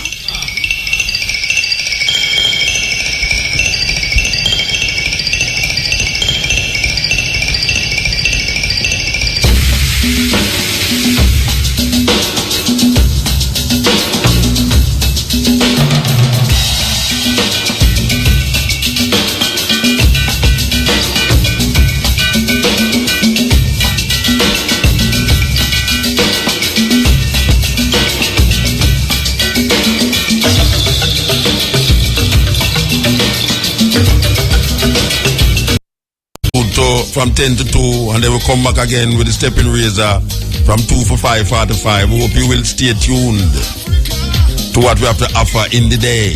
You understand? It's all about the energy. It's all about what we have to give the people and what the people decide that they will take in and take from the program. Because we try our best. You know, we always say, if you don't believe what we say, go investigate it for yourself. Then you can come and say, boy, I'm not go so, and then we will have a conversation. Or then I will go and investigate it for myself based upon a way you tell me, say, you get the information from. Like when the brethren say, Christ is a dreadlocks, Nazarene. I really want to find out where him get the information from. It's not that I say, not go so, you know, but I tell him, say, him have to show which part him get the information from. You understand? African sister, out of England, yeah, yes.